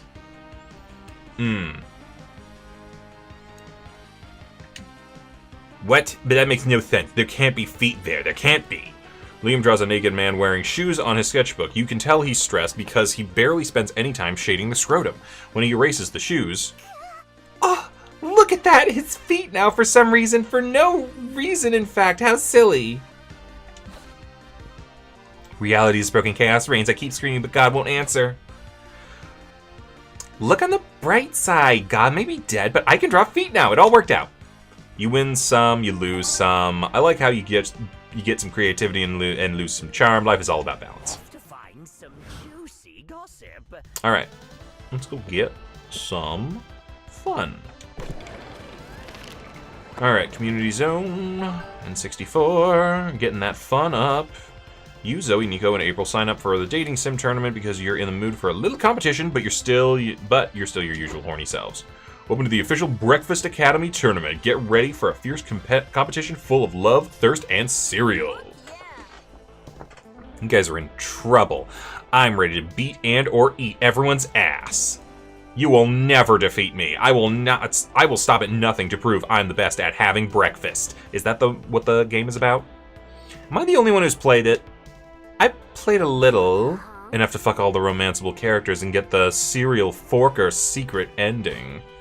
Oh, someone's really likes dating cereal mascots, huh? Oh, so that's what the game's about. How do you win, though? Isn't this single player? Should we all hold the same controller? Hold your horses. All your questions will be answered in due time. First, let's start the tournament. If the tournament's about to start, I think now is due time.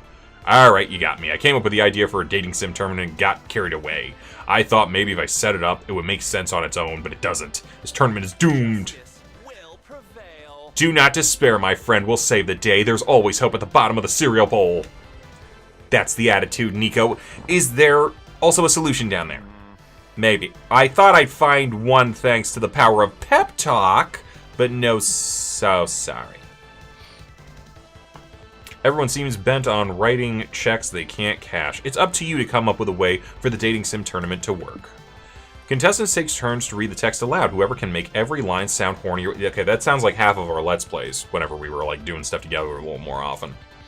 Everyone who plays the dating sim ends dating the fictional character, but you gotta measure whose feelings are the truest. Make them all write wedding vows. So this feels like a creative task, so as much as I prefer this one, I'll go with that. It's a great idea, or at least better than any I had. You can start preparing your vows. Guess I'm pretty stumped. What are you gonna write? Can I copy you? Let's go all rule Sure. for. If you like what you hear, here's mine. I promise I will fill all of my mouths with your warm milk every single night. Oh, that's good. Now you, April. Oh, this silly little letter. You don't want to hear it. Come on, April. April. April. All right, here goes nothing. Captain Honeydew, when I met you, you were dating the Choco Duke. But I knew our love would triumph over that bitter bitch. Today, I stand before you, ready to commit to your sweet taste for my entire life. Aww. I may not eat you for breakfast every day, as per my dentist's advice, but I can promise I will treasure your sweet, savory... I am playing the uncensored version, so I don't even know what they put there. Until I die.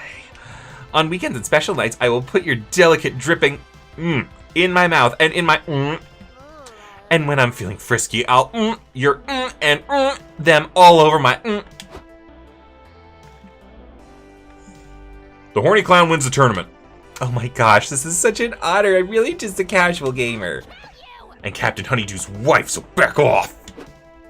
Hooray, you gain creativity. Okay, how did we lose fun on that? That doesn't make sense. Look at the lights.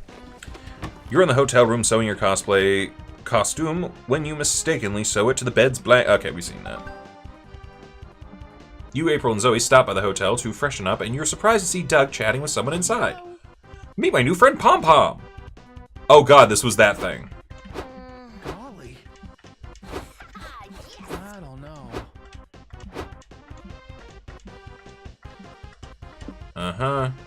Hook Doug's a new friend on something better. Oh, wait, it was different. I thought this was him stealing our identity. We're actually going to try to get him off drugs, I guess. Should we convince him his true life's calling is to become an astronaut, or hook Doug's new friend on something better than drugs, a 6-book romantasy saga? You know what? I know what Cece would say. Cece, am I correct?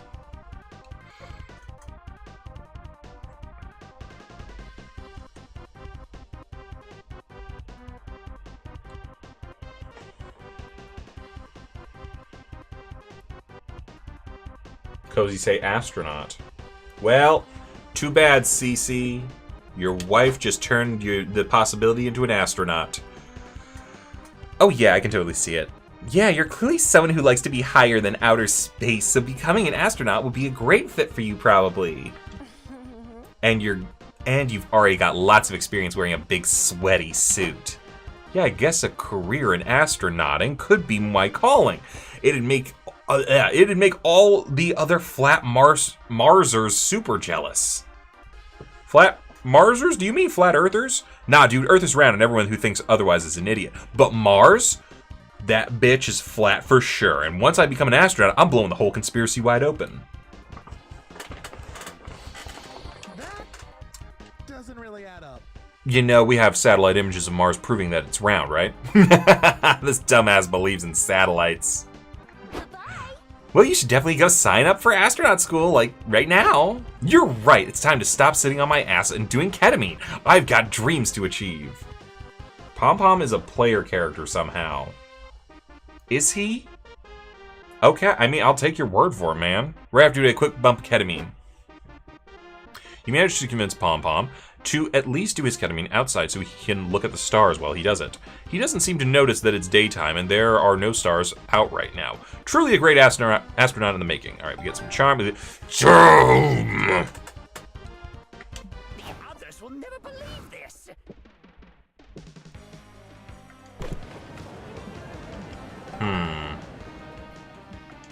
All right, crossing the lobby with Liam and April and Zoe when you pass the shittiest ball pit you've ever seen. What the hell is that? Did we wander into a depressing daycare?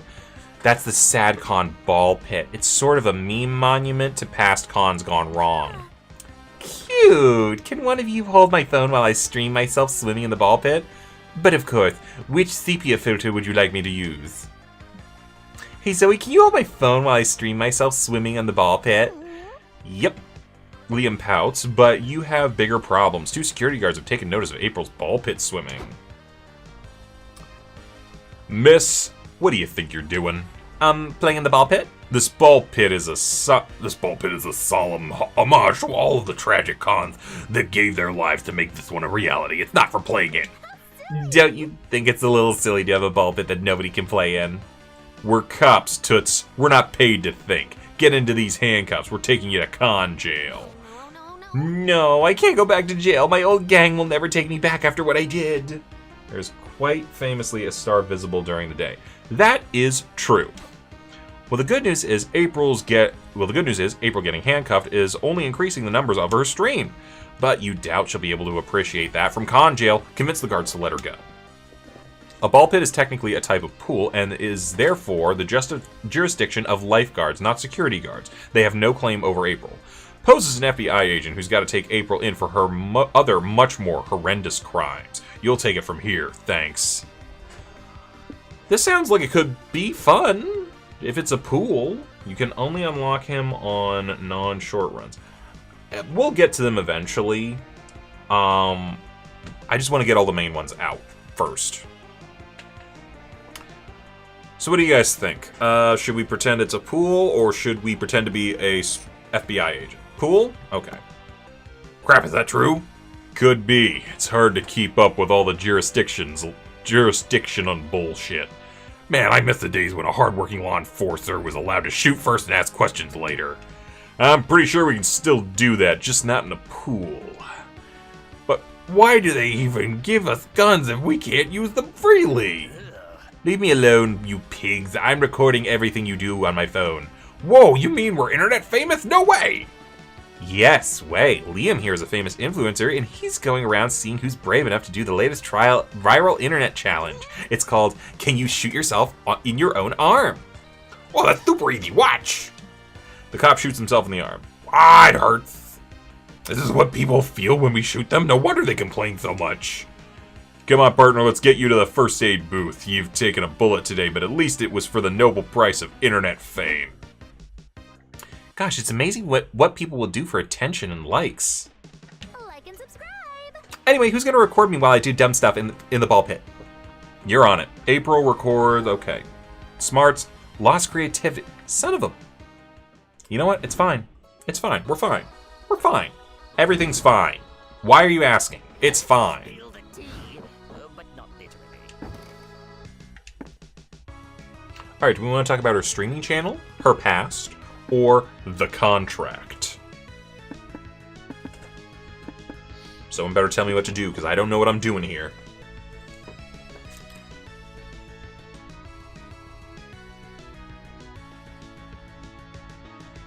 The contract it is. Talk about L's. Oof, the contract. It's a blessing and a curse. The company is truly allowing me to reach my new heights as both an idol and an influencer. Which is a good thing, right? It's a great thing, but oh man, the fine print is not that fine. Sometimes I feel like I've signed away my ability to just be myself. Now I gotta be the character, the persona, the brand. I gotta mind what topics and vibes and whatnot might not align with what April 1st should be. Which reminds me, do you know I was a bit jelly of Zoe when I first met her? I had no idea, why's that? Here's a girl that, like me, was starting to have a decent fan base, you know? It was refreshing to meet someone in a similar position to mine, and yet it was different. I need to be camera ready 24/7, you know? It can be really exhausting. But Zoe, she's like the opposite of camera ready. She says whatever crosses her mind. What a queen. She truly has no filter. Whereas I have to put on so many filters that no one ever gets to see my true face. I get that. If it helps, I'd say your other side does sometimes show a bit through all the branding. Yeah, let's hope the company doesn't notice. You can't help but realize April is navigating a complicated situation. How much of herself is she willing to give up in exchange for fulfilling her dreams? She must be under some stress, which is why you switched to watching silly moment-gram reels so you can make your time together feel more peaceful and lighthearted. All right, we got one last bit, and then we're gonna see if we managed this. It's gotta have a twist. You said that already. All right, what's a foolproof way to quickly annoy everyone at the city council meeting? Show off your walrus impression. Attempt to seduce the mayor. Voice your very knowledgeable opinions on mustard yet again. Debut your stand-up comedy set. I think show off your walrus impersonation. Oh, we're losing fun. Shit. How much fun do I need? What's the one new piece of technology that makes you yearn for the future to come? Bowel control automation system, perception of aesthetic processors, eyebrow management system, AI-powered underwear. I have no idea. Oh, we only need 8? Oh, we're fine. Never mind. What do you guys want? I'm against this. Eyebrow management system, perception of aesthetics. Yeah, just bowels or whatever. Yeah, it's fun. Why not? All right, last day of the con. No, we're not putting AI in our underwear. That's the worst possible idea, amongst many of the worst possible ideas. All right, let's see how that comic did. Finally, the art gang gathers around to put all the pieces of your greatest masterpiece together. Space Heist! Space Heist is a comic about a heist in space. It follows a charismatic ragtag team of outlaws with a unique set of skills. Faith, a hacker who can do magic with a keyboard. She's evading the law because she pirated too many Shrek movies. Suzanne, a seasoned spaceship pilot who desperately needs money to fulfill her dream of becoming a saxophone player. Calculaster, an android who wants to learn all about the thrills of life. His tech provides a valuable resource to his adventures. A metal cock that also serves as a deadly projectile. Okay, he might just have that. And the band's leader, Valerie. She's a space pirate with a thirst for money and a score to settle. Together, they will aim for the one thing no one in the galaxy has ever dared to steal. Saturn. God damn it, Calculaster, I told you not to do your walrus impression in public. I had to take a risk, for I wanted to experience the thrills of life. Stop fighting. I managed to hack into the bowel control automation system. That ought to keep them busy. Oh god, they're shitting themselves to death. Come on, you two! Hop in here, the station is about to explode. Fasten your seatbelts. Never again, Calculaster. I cannot make any promises, for I am programmed to live. Kaboom! Our heroes escape by the skin of their teeth, but by blowing up the space station, could they have also blown their cover? To be continued. But let's see what really happened. You finally gather your courage and ask your favorite idol if she's down to clown at the con after party with you. Yes, I'd love to go to the party with you. I really like you, Teal. You make my heart swell like a balloon. And I cannot wait for you to make me pop. Wanna take off my shoes? Not my thing. The after party was incredible. April brought you a balloon bouquet. How sweet. Then after the party, she invited you back to her hotel room and showed you how to use the balloons in an entirely different, sexy way. You fear that from now on, the sound of a balloon popping might have the Pavlovian effect of turning you on. Your therapist may be hearing about that later, but for now, what a night. Alright. We seem to be getting new events every time, so that's good. Or at least a decent amount of them. Hate to skip it, because I do like the ending, but I need to see where we ended up at. Ooh! We can now call Bruce! You can now call Suzanne! I don't know what we did to make that happen. You've unlocked a new outfit for April. Okay, cool. Do we have settings for stuff? For like, I don't know, like, hang on, no, not that. Default outfits. We could set up alternate outfits. Yeah, maybe next time around we'll do alternate outfits. Base characters, color squad, Damien and Valerie, Ravi and Milo, Mossman and Sadie.